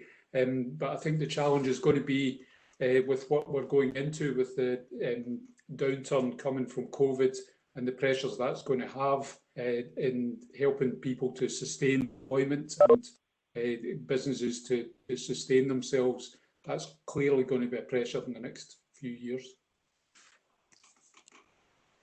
Thank you, Mr. Duff. Obviously, a lot of challenges ahead. I've got a question for Councillor Balfour. His microphone's not working, so I'll read that one out. Then it'll be Councillor Binney, Councillor Nimmo, and Councillor Reid. The question from Councillor Balfour, which is in page 51, is why the library visits are so expensive. For example, Falkirk is £7.71, whereas Scotland is £3.47. I'd like to ask Mr. Pirrie if he could come in with that one. Thanks. Obviously, I can't answer the question itself, but 3 indicators on page 52 about the cost of attendance for sports, for library and for museums will be picked up in the report to the Scrutiny Committee External next month when the Trust report on their performance. So I think those are questions that can properly be put to the Chief Executive at that meeting, if that's okay for Councillor Balfour. Thank you, Mr. Pirrie. I'm sure Councillor Balfour will let us know if it's not okay. Councillor Binney, you'd like to ask a question? Thank you, convener. Firstly, I want to say I do like the structure of this report. It's easy reading, and that's very important for us to take in a lot of information at the one time.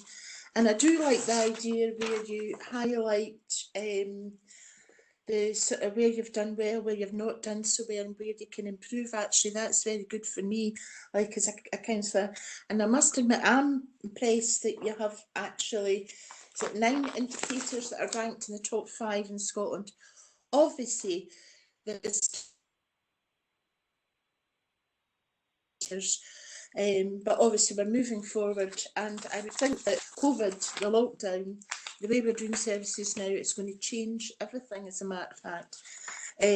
However, I would like to ask a question based on the appendix, as a matter of fact, a couple of wee points, and maybe you could actually make it a bit more transparent for me, actually.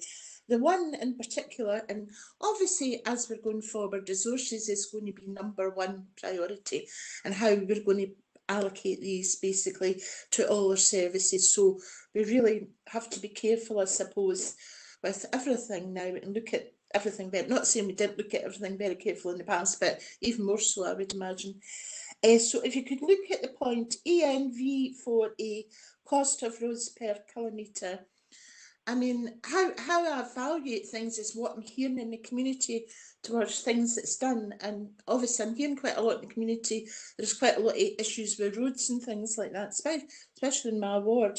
But there you have a cost of roads per kilometre here in Falkirk area is £903 higher than average.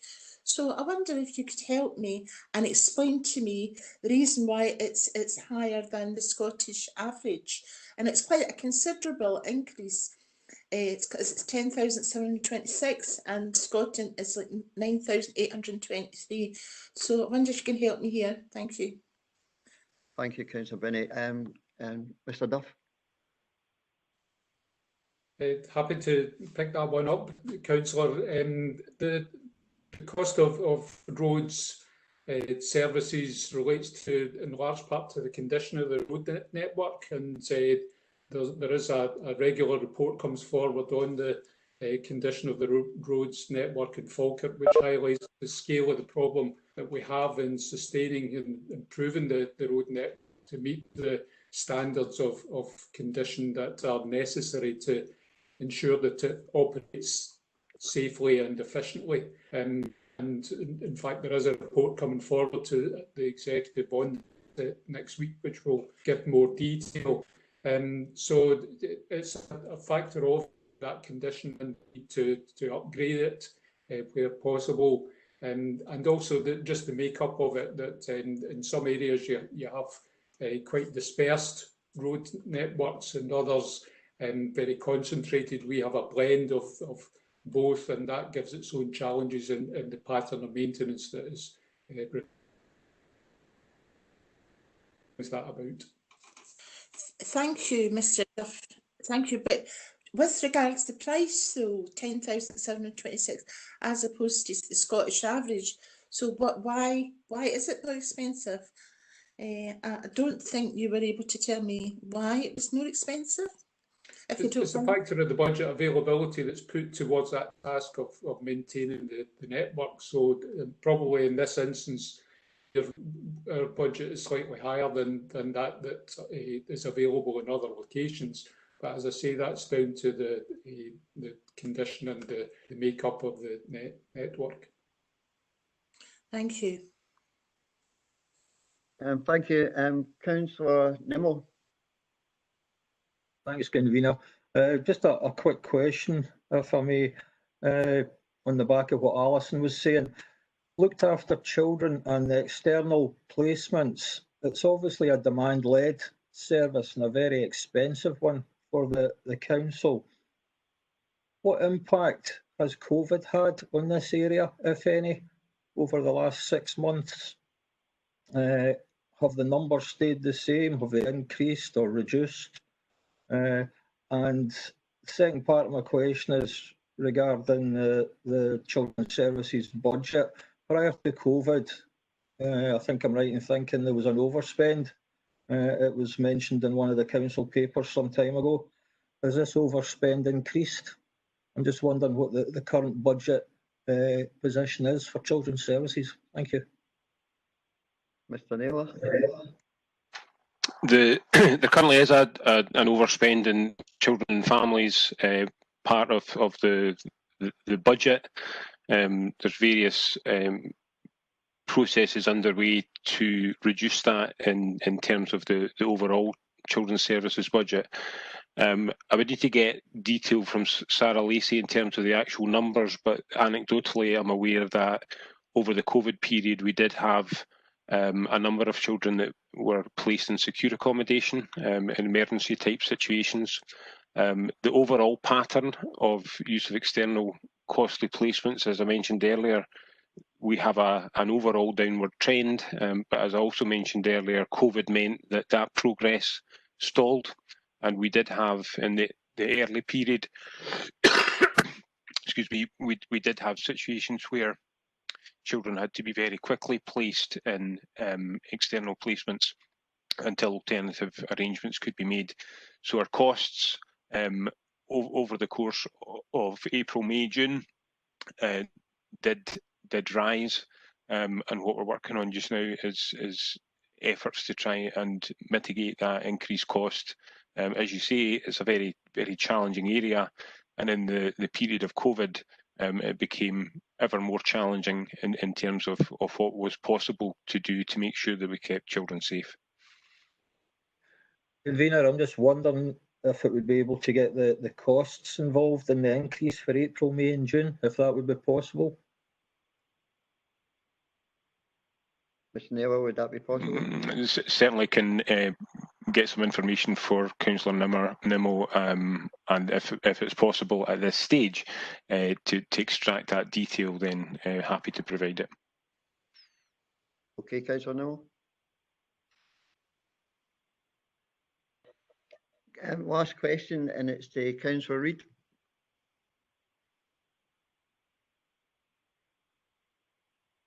Councillor Reid, are you still there? You did say you were leaving, but then you put your hand up to ask a question. Are you still there? Are you away? Okay, Councillor Reid is away. He did say that he was leaving in 10 minutes, so he's obviously left.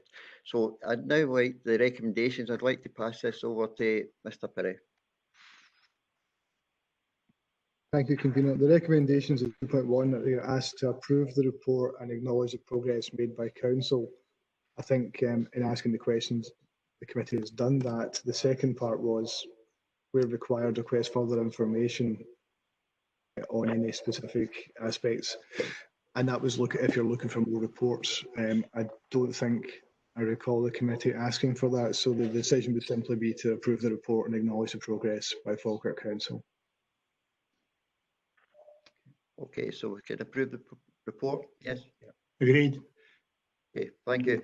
Okay, could I now ask the non-committee members to withdraw, please, from Thank you, Convener. And could I say to the other ones that we'll have a 10-minute comfort break, but it is 10 minutes, so it's 11:20, so we'll be resume at 11:30. Don't log off. Okay, thank you. Thanks very much, Nice to David. know when we're not wanted. Thanks, Chair.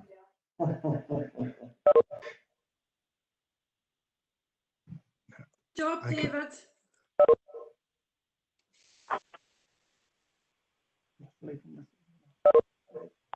Press forward. Okay, thank you. Thanks for being back in time. Well done. The next part is the work plan and scrutiny plan 2020 report by the Director of Corporate and Housing Services. This presented by Brian Perry will present the report, pages 53 to 59.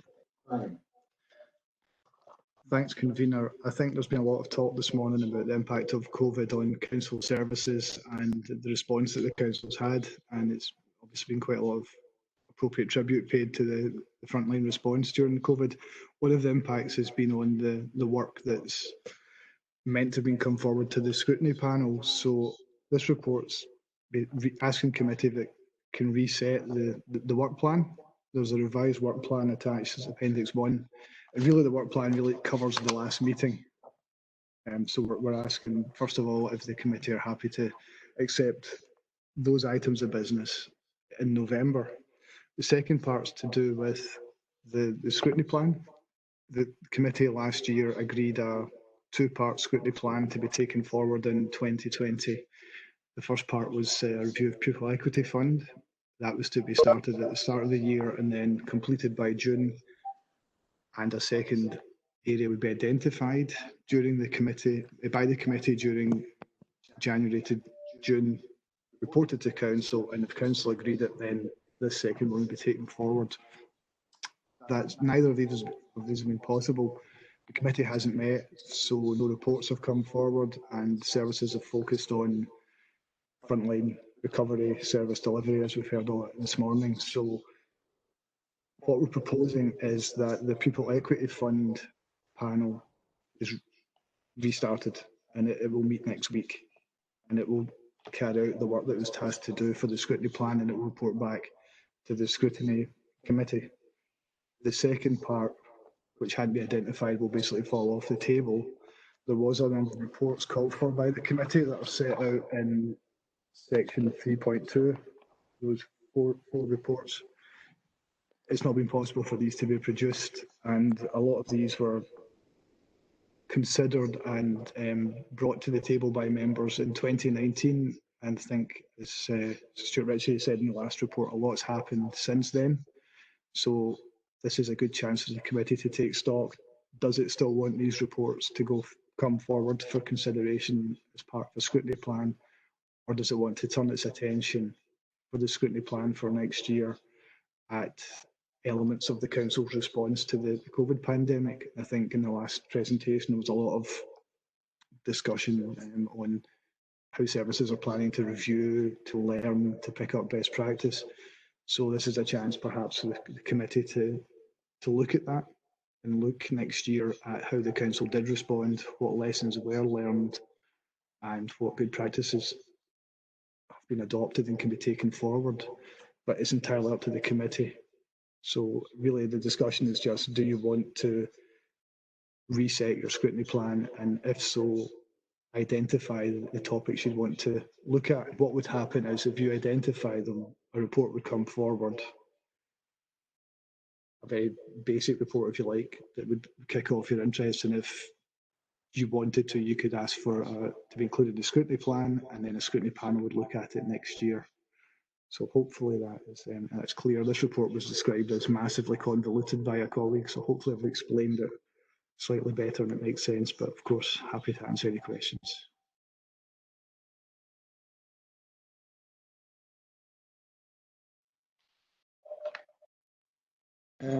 Councillor Black. Can you hear me? Yes.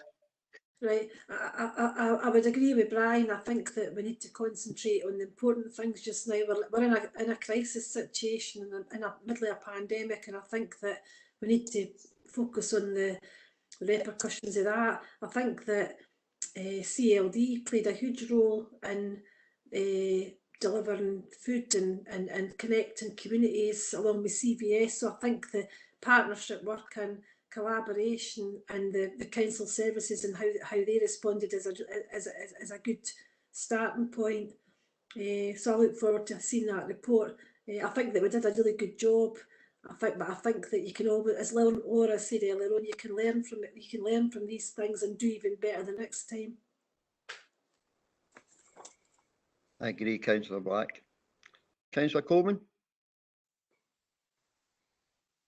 Thank you, Convener. I have a proposal for this section rather than a question, so I can leave that to the end if other councillors want to ask questions, or I can get out of there now, depending on what you want to do, Convener. Just go for it, Councillor Coleman. Okay, so my observation is that unfortunately we are in the middle of a pandemic, and I think that we need to look at the council's response as soon as possible. And if that's an ongoing response, because it may be ongoing for several months to come, then then I think that's okay. Mr. Pirrie touched on looking at this next year, and I think that's too late. So my proposal for the committee is not to look at pupil equity funding in the sort of holistic deep dive that we intend to, but actually to have a report which covers all of the council's various responses. Councillor Black's touched on CLD, which I think is important. Pupil Equity Fund has been touched on, which I think should be included, etc., etc. All of the things which our constituents have been empowered or dispowered or affected, and how the council's engaged as a response to COVID should be brought to the committee with a review to basically learning and making some suggestions to the executive for additional funding or power streams, etc., etc. Whatever the committee decides from its scrutiny, because this is an ongoing situation, and we have an opportunity here to use the committee to react and improve the council's reaction to COVID. All of the various departments' reactions to COVID for the benefit of the constituents and things to come. So, to summarise, I propose not doing Pupil Equity Fund, but having some sort of holistic report which looks at all the various responses the council's done, with the intention of improving on what the council's done for the months to come. Thank you. Mr. Pirrie. So I don't know if Stuart wanted to respond to that first. Mr. Ritchie. Thanks. Yeah, thanks, Stephen. Maybe just to make a couple of points. And I suppose just to reflect what's in the pipeline of coming to members elsewhere, whether that's the executive or whether that's the council. So I think firstly, just going back to Councillor Black's point about looking at the partnership, working successful partnership, working with our communities and the various bits of the council. There's a report coming to the October meeting of the executive, which picks up on an outstanding request from the emergency executive to produce a report on how we will take forward the progress of enabled communities, learning the lessons of COVID. So that's something that's being drafted to be considered by the executive in October. So I suppose just to give you some sight that there is some work being taken forward on that. Second thing I was going to say is just going back to Councillor Coleman's point. At various points in May and June, the council, well, the emergency executive received reports on the recovery plans of each of the council's services. So if the scrutiny committee were minded to review how the council has responded to the COVID emergency, then perhaps the platform for that would be to review the individual recovery plans that each service had, and just use that as your kind of baseline for what actually happened and what are the lessons learned. Just a suggestion.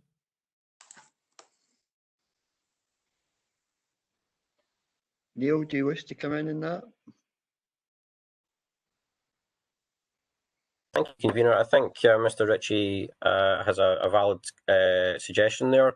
He is touching on basically my thoughts that the council has reacted to the best of its abilities, and we need to have a look at where, if there was any sort of silo thinking, where various directors and their departments have done things extremely well, which is perhaps not replicated to that level, and vice versa. So I think his proposal is fine. I'm in the hands of the committee here, obviously, whether or not they want to take this forward or at the level I'm proposing.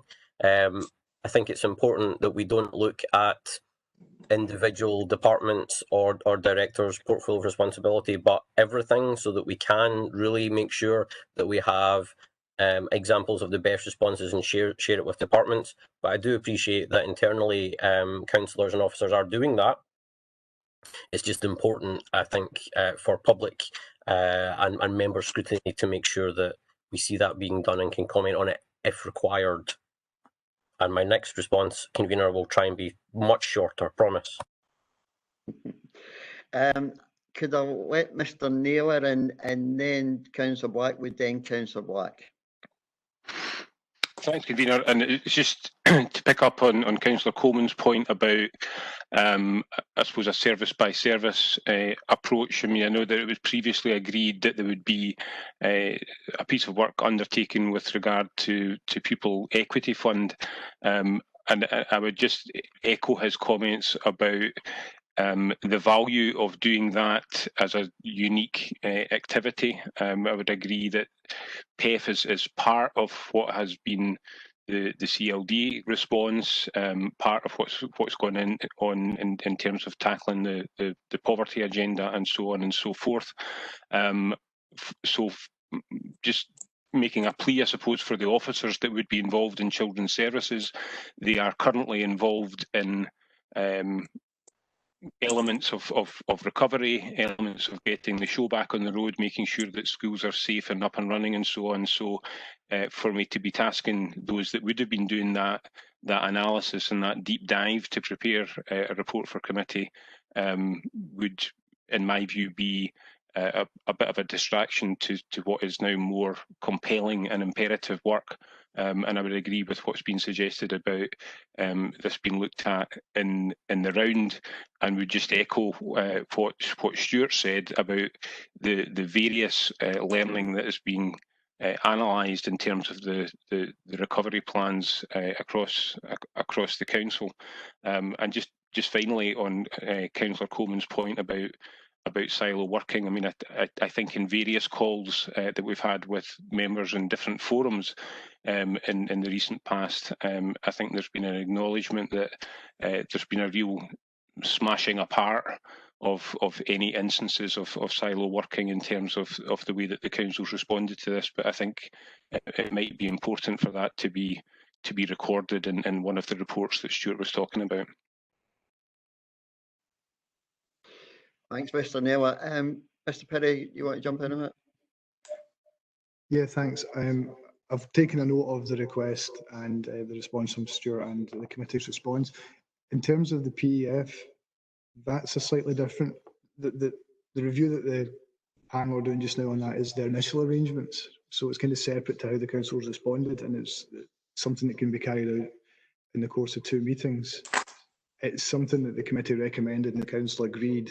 So it's probably something that could be done in short time. It's not going to take up a lot of officer time, but PEF in terms of COVID response can be picked up in the reports that Stuart and Robert were talking about.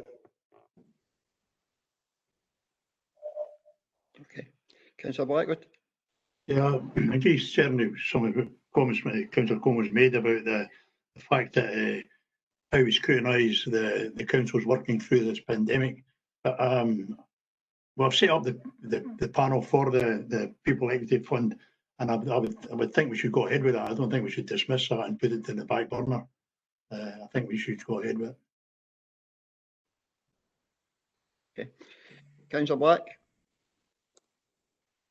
Quickly, I can appreciate where Mr Rich is coming from.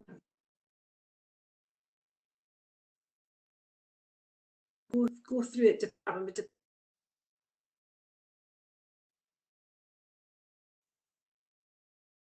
by because things getting done because one department this and another department that. So I think the speed that things were done because that kind of all went by the wayside. I think that was a good piece of work. So I can see why we would want to do it in a department, you know, to make sure we cover everything. But at the same time, I think that the good piece of work was the collaboration and the fact that all those silos were taken down in an instant really quickly. Okay, Councillor Binney? Yeah, I would like to say about the second option though for this, as a matter of fact, we've got to take into account our communities as well. And we've just done a recent community engagement consultation. What does the people in our communities want? They want to see a transformation. They want to see innovation. And if you think about the future, there'll be less resources coming to the council, as a matter of fact. So we really need to change at a fast pace here. So with regard to the recommendation for the second option, council, the future arrangement, what are the governance arrangements and what is the role and effectiveness of the board? We really need to start now with the likes of this. We need to move forward very, very quickly. So we need to look at the structures we've got in place at the moment. So when the time does come, we're in a place that we can work very fast, as a matter of fact, and we need to get our structures right and move forward quickly.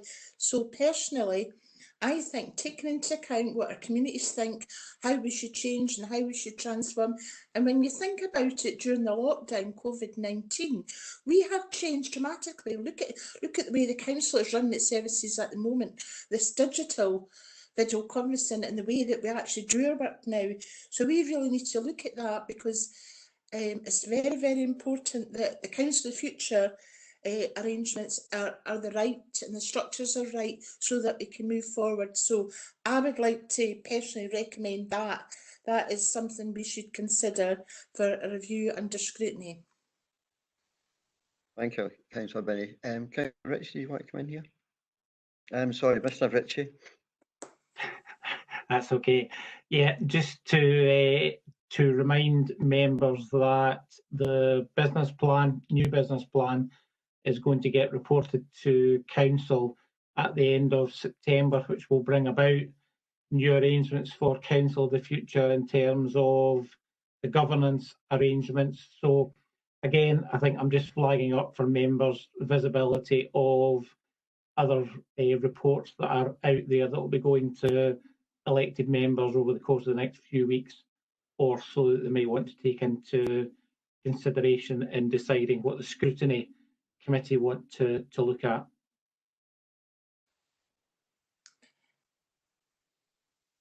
Thank you. Thanks, Mr. Ritchie. Mr. Perry, do you want to come in?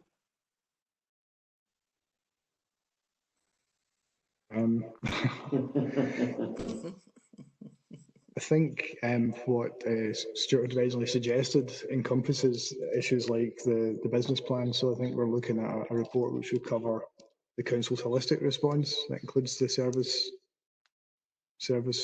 recovery plans. I think that's what we're kind of suggesting. So unless I've misunderstood what Stuart was saying.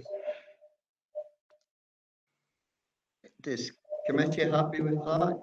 With Mr. Ritchie's, with the report that things are going to the full council at the end of the month, and we'll get updates from there. So will there be a review of the structures of the council of the future then? So a report regarding council of the future and regarding the governance arrangements. So is that already going to be looked at then when it comes to council at the end of the month? The role and the effectiveness of the board, because that's what scrutiny does. We look at the effectiveness and we scrutinise a particular structure within the council. So, Ms. Ritchie, are you saying it's coming to council at the end of the month, and then we'll be able to scrutinise that in debate? Is that what you're saying, Mr. Ritchie? Thanks, Adrian. I think what I'm saying is that included within the business plan report, which is going to the council at the end of September, will be a proposal which will change the governance arrangements of the Council of the Future programme. So my question is, for the scrutiny committee, if we've got a report going to council at the end of September, which is going to change what the current arrangements are, do members see any benefit in reviewing and taking time to consider what the previous structural governance arrangements were? Well, I agree now, actually. That would be better, yes. The other thing, Convener, I think, just in terms of recovery, and maybe the sentiments that I'm getting from members is that they would like to spend some time scrutinising the council's response to this emergency and what the lessons learned are and how we move. I'll stop because Councillor Coleman got his hand up. Councillor Coleman. Sorry to interrupt. I just wanted to make the point to be clear that I'm suggesting we do this instead of pupil equity, and I know Councillor Blackwood has expressed that, so I'm not discounting what you're saying, Jim, for a time pressure so we can act quickly. But to come in, I came in when Mr. Ritchie spoke there because it's not just the council that I would like to look at, although we've got, I mean, PEF is a point, so is CLD in general, as Councillor Black's touched on. Council of the Future, I think, not so much in relevance to scrutiny, but we've got, you know, all of development services in the waste management and rough mutes an issue, and this is all COVID related, but the non-council part is the trust. When we look at neighbouring local authorities, some of the trust facilities most of the trust facilities have opened at a later date than the rest. Now, I have a trust board perspective on that, and part of that is the trust's communications or lack thereof with development services. It would be good to get a development services perspective on it, and therefore we need to look at what the trust and in conjunction with development services have done. And I think that's what I'm talking about. So I'm talking about sort of a holistic view, not just the council, although I appreciate that Mr. Ritchie speaks from a council perspective. So just to sort of clarify my proposal, if it's not clear to members, is to do it sooner rather than later, and to look at all of our response, not necessarily on a department by department basis. And final point is to echo what Councillor Black had said about silo thinking. I take the point of the officers that that's been removed, and perhaps it would be the role of scrutiny to look at that to make sure it doesn't come back in after the pandemic is under control. Thank you, Councillor Coleman. Mr. Perry, could you come in?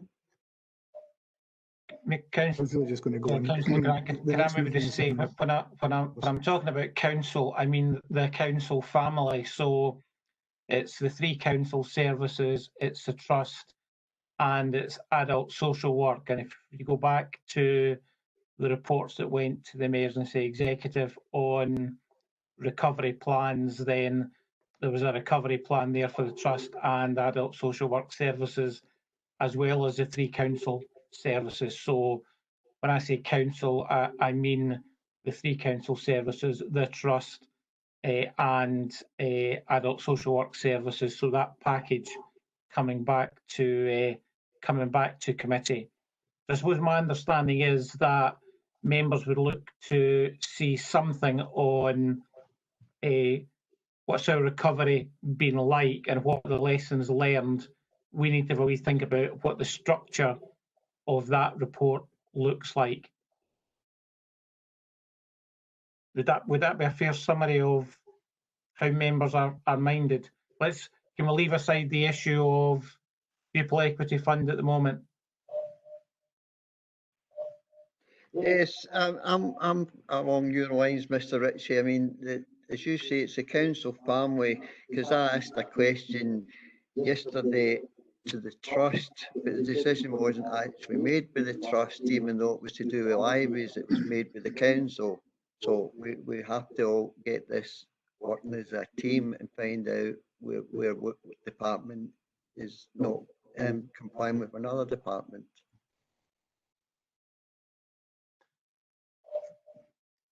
So is that a piece of work that committee are happy for us to take away and shape what the response to that would look like?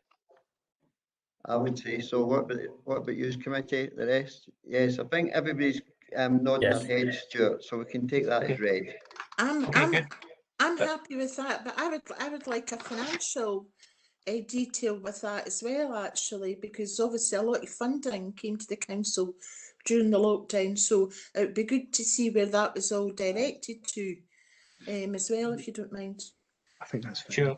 I'm going to tell you my stock answer to that now, which is that there's going to be a report on the financial position of the council, which is going to go to the council meeting at the end of September. But we can take a summary of that and include it and there's a lot of information going to council at the end of September. But we can take a summary of that and bring it back to Scrutiny Committee just so that they can have a look at it. I think if members are happy then with that piece of work, then we'll shape what that looks like. That leaves us with the issue of the work on the pupil equity fund. And my understanding is that there's a panel being set up already to look at that, at which point I've exhausted my knowledge of this, so I'm going to pass to Brian, if you're okay. Thanks. I understand Councillor Coleman's points on this. The panel is looking at when Pupil Equity Fund was established, did the council have arrangements that the panel are satisfied with to make sure that the money was allocated? So it's the management of that. That work will be finished by the time the next committee meets at the end of November, so it's not going to impinge on the reports you're asking for. The committee themselves, as Councillor Blackwood said, or the panel themselves are happy to undertake this work, and the lead officer, David Mackay's meeting with me today actually, and we're going to just flesh out, but we can have this work done in 3 weeks, 4 weeks, so that it's not going to take up too much time, but that way we do what's actually been asked of us by council.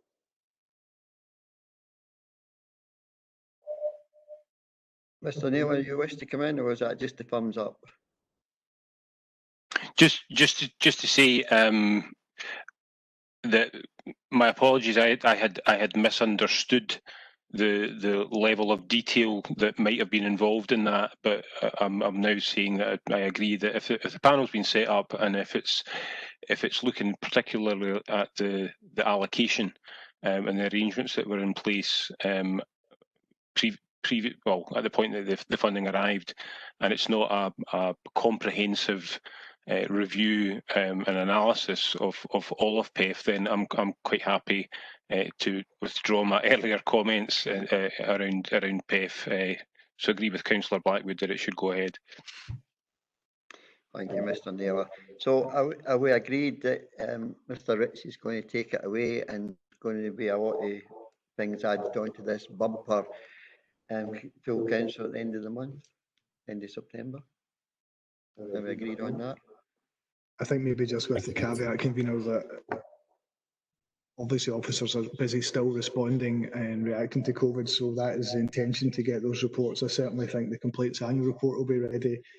I expect the antisocial behaviour review, but if there was any lag, I would let members know before the meeting.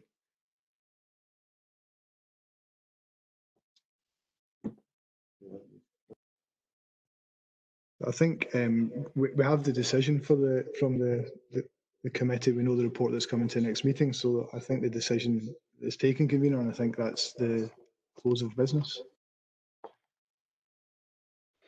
Okay.